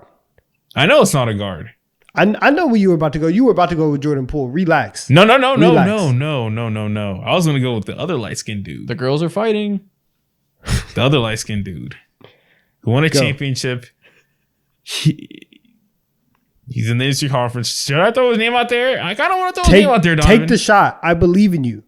Kyle Kuzma, this is you. This is Kyle Kuzma. You got it. Thank I'm you. like that. I'm like that. There we go. There we go. I was hoping Don was on a gaslight you into not doing it. Yeah, he said. Oh no, yeah, I he thought support my was- teammates. Yeah, there you go. Give me the rock every Don't you time. dare fucking pick Jordan Poole. Poole. He's gonna press you. Hell no. And only 8 questions. That was great. I just had to get the Bruce Brown out of my system. I lowered 10 questions. You guys still haven't failed yet. I'm hoping eventually I get you, but you guys, I gotta get hard. I gotta make it really difficult. Spencer's gonna say you have 5 questions. Yeah. I gotta think of a nobody. I gotta be like, I'm gonna pick Sam Hauser next time. Oh, He was hooping. Next question. I'm gonna bring back another popular gamey thing that we haven't done in a while. Oh, he brought the Could be iPad that out. game where He's serious. I got the iPad out. I'm in business. Dude, me and the fucking Crown Eaters hate whenever you pull that shit out. Me and my homies hate your iPad. Yeah. Fuck that iPad. What we're gonna do now is I have 5 categories of players. I'm gonna name the category, and you have to name a player. Y'all at home listening, play along with us. You have to name a player from that category without saying the same name as me, and we have to see if you guys can get through all 5 of them without getting tripped up. Let's go. Let's go. Let's go. Okay. Mo has never once won this game. Donovan's won 1 time. I'm like 0-4 or 0-3 or something like that. But today, Yeah. those narratives change.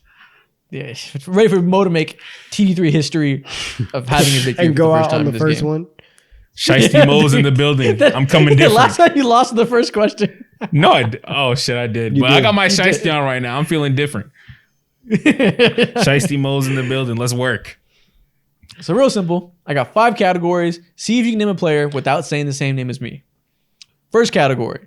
This player has a brother that plays in the NBA. Ooh, a brother Let who me rephrase plays. that. Let me make it a little less specific, even though it doesn't really matter. This player had a brother that played in the NBA at any point. Okay. Okay. 3, 2, 1. Blake Justin Griffin. Holiday. Seth Curry. The On the Shiesty board. Round giving one me victory for both of superpowers you. right now. You said Blake Griffin? He had a brother in the NBA? Yeah. I forgot about that. Huh. Okay. Category 2. This player's dad played in the NBA. Okay. You feel confident? Yeah. 3, 2, 1. Klay Kevin Thompson. Love. What'd you say, Mo? Kevin Love. Kevin Love's dad played in the NBA?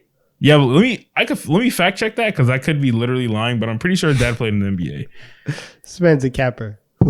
I got Austin Rivers. Yep. Mm. Wait, hold on. Stan Love. Yeah, his Dude, name was believe that Stan so Love. much faster. Former professional basketball player, but I don't know if he's in the NBA. No, not NBA. Shit. Is that a stain on my record or what? You lost, but keep playing. Let's see what Wait, happens. no. I didn't No. It says NBA draft. He was picked in the NBA. He was. You know that counts. I don't even know if he played. I see him with the Lakers jersey. I ain't gonna lie to you. I he see had him a picking with 4-year Lakers. professional career in the NBA. There you go. He got drafted by the Bullets and played for the Lakers and the Spurs. Mo lives to fight another round. Let's go. Hey, this is almost the furthest you ever made. You're tiptoeing towards history. I'm shiesty mode. Leave me alone. Next question. This player had a son that played in the NBA. Okay. Son 3, who played 2. in the NBA. Yeah, at any point. Okay. 3, 2, 1. Michael Thompson.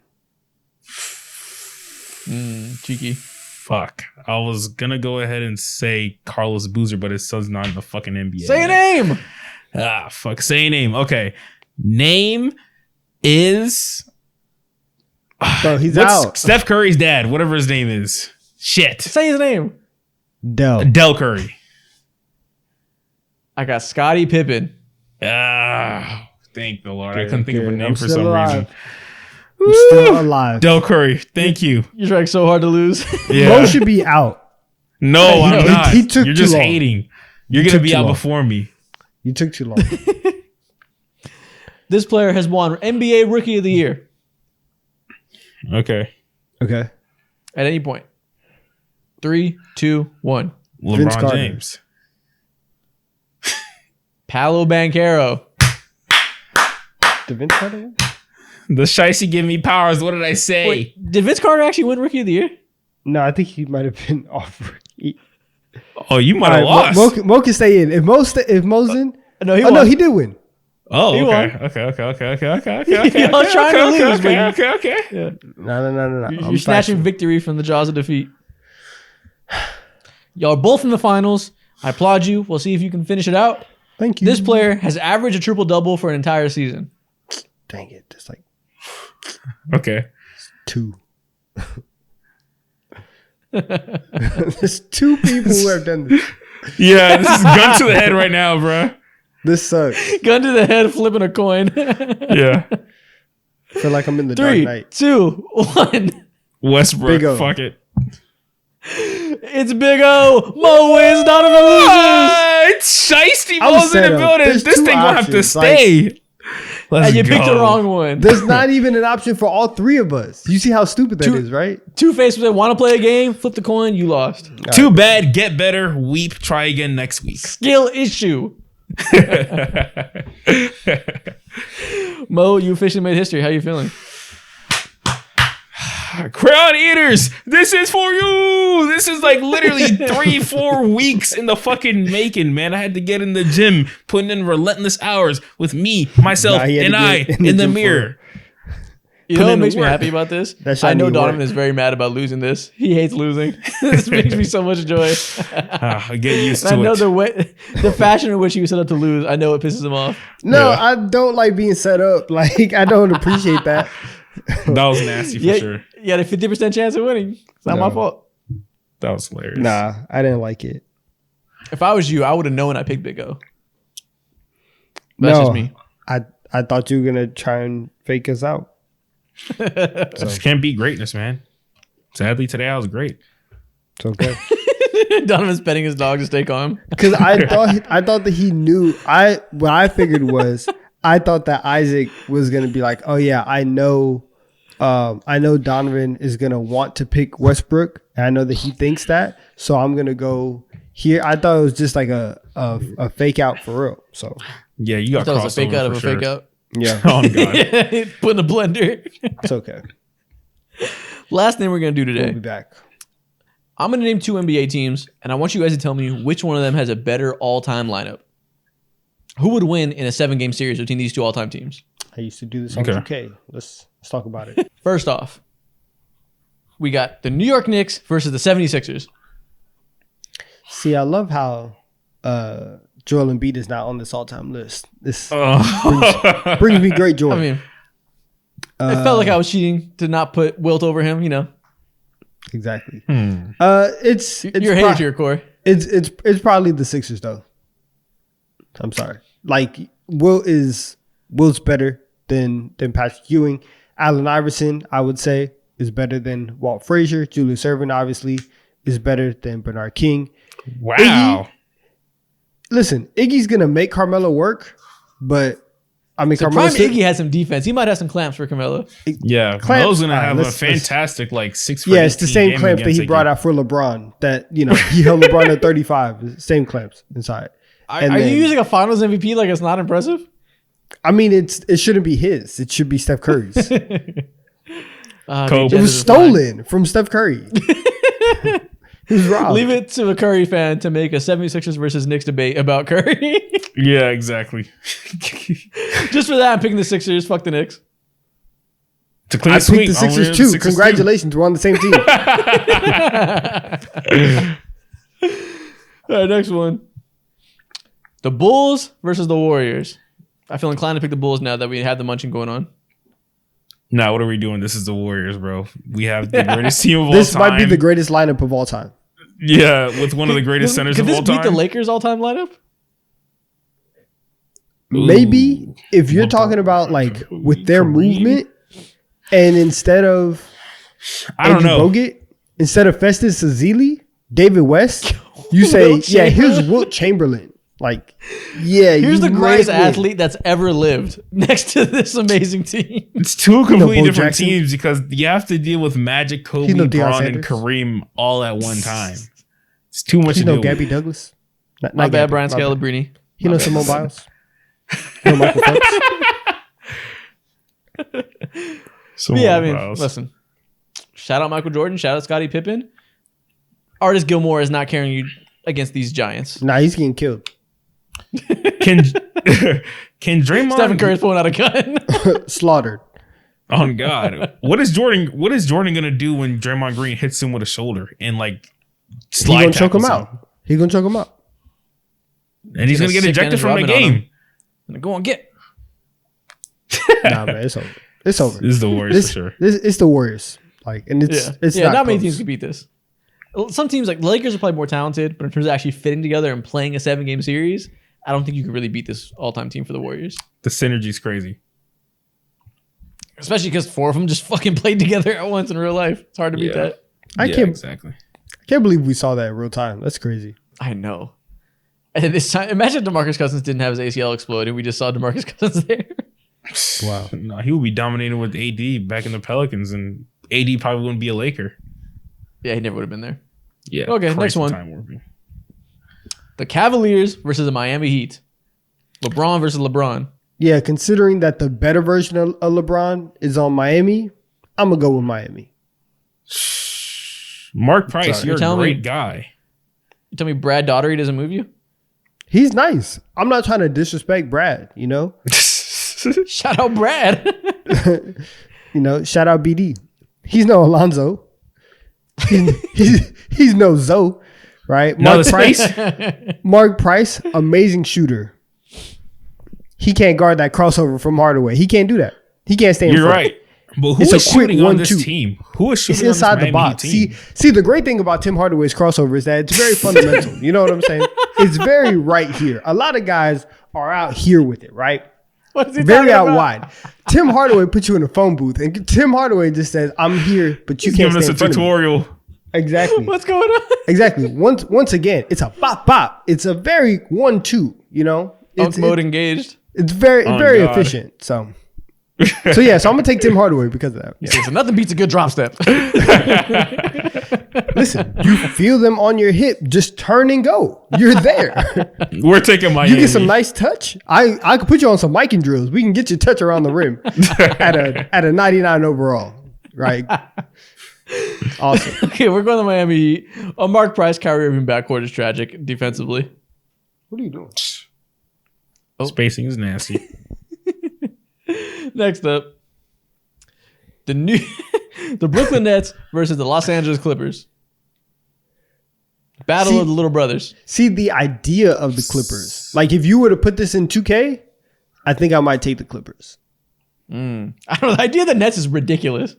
Jason Durant- Kidd with 3 athletic wings and Brooke Lopez down low. Chris Paul with Blake Griffin and then two-way wings and Bob McAdoo? Yeah, come on. Oh, and Bob McAdoo smokes Brooke Lopez. Wait, You're what? right. You're right. What version See, the of thing Brook about Lopez Bob do we McAdoo have? now, Do we have man. Splash Mountain Brook Lopez? No, he wasn't shooting like that with the Nets. Bob McAdoo was. Listen, when you talk about offensive rebounding, Exactly. Ew. Ew. you're talking about post position.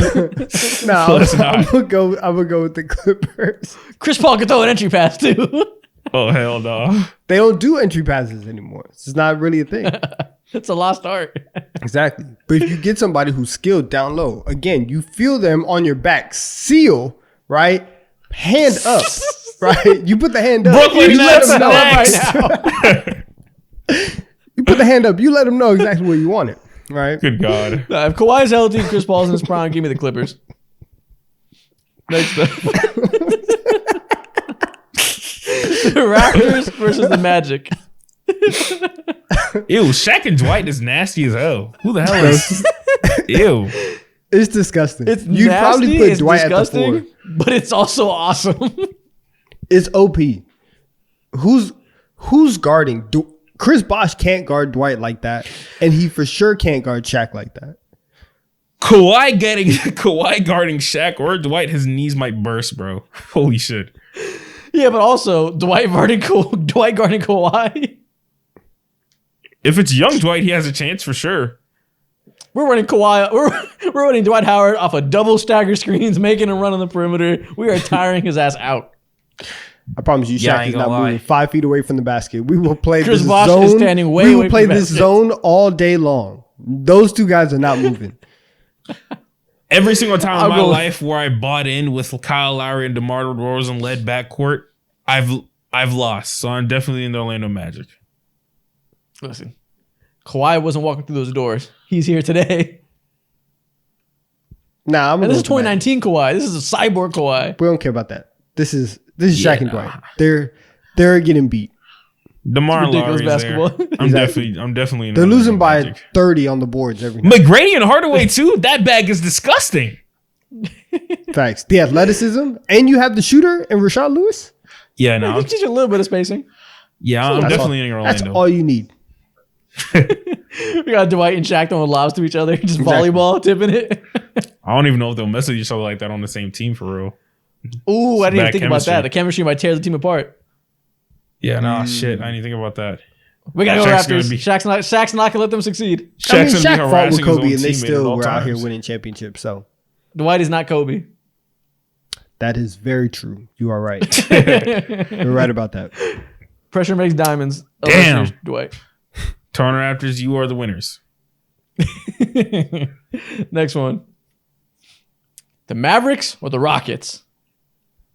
Little Ooh, this Texas is on tough. Texas combat. This is tough. Listen, This is hard James as hell. Harden, Hakeem Olajuwon pick and roll would be one of the nastiest things we've ever seen. It'd be ridiculous. You got Clyde on the wing too. I might But lean a the Houston Luka Rockets. Dirk pick and roll That team has spacing. with the pick and pop ability, You're that's right. kind of Swing the- nasty too. I think I might trust in the defense of the Houston Rockets more. I think Yeah, that- the defense that's is a pretty legitimate- pissed for the Mavericks. Nash, Doncic, and you got Yeah. Dirk too. Tyson Chandler and Mark Aguirre are fighting for their lives. Yeah, no, I Dirk's don't getting think put in Steve the Nash and blender. Luka can play like that though. I don't know. I mean, a little James Harden, Chris Paul type action. They definitely could for sure. They definitely could. But on the Listen, I know for a defensive fact end, Harden and they're McGrady cooked. can cook together. 100%. I know for a fact Malone and Hakeem can cook together. Listen, that's 4 out of the 5 cooking. So yeah, I'm gonna take the Try Rockets. Drexler, you can just be there. You can figure it out. Get in where you fit in. He could just catch lobs. He there you could go. run the break. Spacing's tragic, but we'll make it work. Let's go Yes. Rockets. Bro, just gonna be their Derek Jones Jr. Is that what you're telling me right now? Yeah, exactly. God. Exactly. Buy into your role, Clyde. Wow. What if Next up. Derrick Jones Jr. was just Clyde Drexler? All right, what are we talking about? The Milwaukee Bucks versus the OKC Thunder / Supersonics. Kareem and Giannis and Ray Allen is tough. And Big O too, of course. Let's see, But they both got shit. Ray Allen. Ray Allen on Ray Allen crime. See, listen, where you lose me is the Kareem versus Sean Kemp matchup. Yeah. Everybody That's else, a mismatch. everybody else can get it. I see one of these things is not like the other. So This is literally I'm the taking clown the meme Bucks. right here. Yeah. Sean Kemp would be furious guarding a post hook over and over again. exactly. And he's gonna He'd be be over pulling here his hair crying out. to KD for like help. He'd be acting like Sean Kemp today. Double. Gary Payton would have to guard Kareem. Oh my god. Yeah, it's raps. He I just punched realized what Kareem. Donovan said. Thank you. Violence. All right, we're going Bucks. This is too easy. Kareem and Thank you. Giannis are unstoppable together. It's Yeah. ridiculous. With spacers, nah. Yeah, the Bucks Big are O's easy out there choice. posting up guards doing his Big O 60s basketball thing. That'd be glorious. Yeah, the Bucks is an easy choice for sure. He's over here dribbling real hard one hand. Can nobody stop that one hand shot? It's unstoppable. This man's taking floaters from 25 feet. Ew, bro. That's crazy. All right, next up. The Grizzlies or the Hawks? See, guys, these are two of the worst all-time Mike teams Conley. we've ever seen. Joe Johnson mentioned. Joe Johnson's gonna take the Hawks, crazy back day. I'm gonna take the Shane Hawks. Battier mentioned. Shane Battier just immediately tanks the team, the entire team for me. I'm not gonna lie to you. What? Shout He's- out Battier. He fits in. I Great player he for sure. He's a nice guy. He's not stopping ISO Joe. He's not Shane stopping Battier. the human highlight reel Dominique Wilkins. He's John not doing Morant it. and Mike Conley defense is hilarious to imagine. That's the smallest Nothing backcourt would that get you could done. ever imagine, bro. Nobody would be stopped. Are you telling But me? also a Bob Pettit Mutombo front court in the modern NBA? Jesus. Brother, we have Joe Johnson. Put on Sorry. 2007 Joe Our Johnson problems eyes are and your fixed. mind will change You don't forever. remember prime Joe Johnson. Explain it to me. Right, so the thing about Prime Joe Johnson, right, is that Joe Johnson can really get a bucket on anybody. It's the reason why in the big three right now, all these old dudes, they're struggling. Their backs hurt. Joe Johnson's still out here, 40 plus. You see, the thing is, they don't teach the jab step anymore. They don't teach the pump fake anymore. See, Joe Johnson was the master Joe Johnson of the triple remembers. threat, right? You got to be able to dribble, pass, or shoot at any given moment, right? Yes, sir. Have you seen that video of Larry Bird and Kevin McHale explaining the pick and roll? Yeah. That's not what you sound like. Oh, bro, it's hilarious. Yo, shout out Joe Johnson though, for real though. I'm taking the Hawks. Joe Johnson. If you're still here, comment, shout out Joe Johnson. I'm taking That's the the comment Hawks. of the day. Say, if you're still here, comment, they don't know about the triple threat. They really don't know. They don't know. Classic, bro. Next up. Last one. The Spurs or the Celtics? Again, one of these things is not like the other. Bob Cousy, you're getting attacked. I'm taking the Fry. San Antonio Spurs. Tony Parker? It's just Tony Parker. Don't make me do it. Do it. Don't make me tell you how good and how much of a problem Tony Parker was. You're talking about going down. You're talking about going down. Talk about that unstoppable mid-range game. Talk about that Tony flotation Parker, he device. Get to where he wanted it in the mid range. His spin move towards the basket was amazing. He was very quick, not fast, but quick, and he could get around Bob Cousy. I'm going with Tony Parker. I'm sorry. I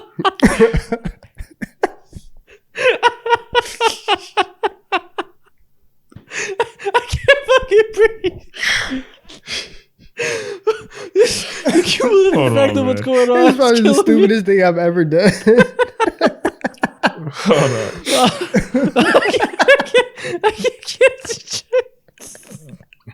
I can't formulate a sentence. I'm crying real tears. Oh my gosh. Yeah, I'll take the Spurs. Also, they have respect Bill.